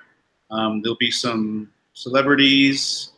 Can't say who yet, but just like all the folks that were here at Industrial, Hank, it'll be similar to that. Probably not as huge. Is that in July? That is in July 20th to be. Okay, so that's part of the rally that we're doing. Yeah, that's right. So you'll be there. Yeah. That's right. Yeah, I'll be there. Absolutely. Yep. And then September, we haven't locked down a day yet, but we'll be in Kansas City at Outlaw Cigar with Barnauls again. Doing an event out there. Okay, very cool, very cool. Walter, tell us what you have going on. And what's going on with Instagram, Facebook, that stuff. Just making the donuts, as I say in the shop. Working on stuff. The HK stocks tomorrow. I am. Those things are going to be going to anodizing, like the one part that we haven't done yet. Probably not tomorrow, but the day after, and we'll be having those things available relatively soon. So, and Oh, is that like a hint? I'm expecting I'm expecting more shorter barrels in for the 50 cals, hopefully this week.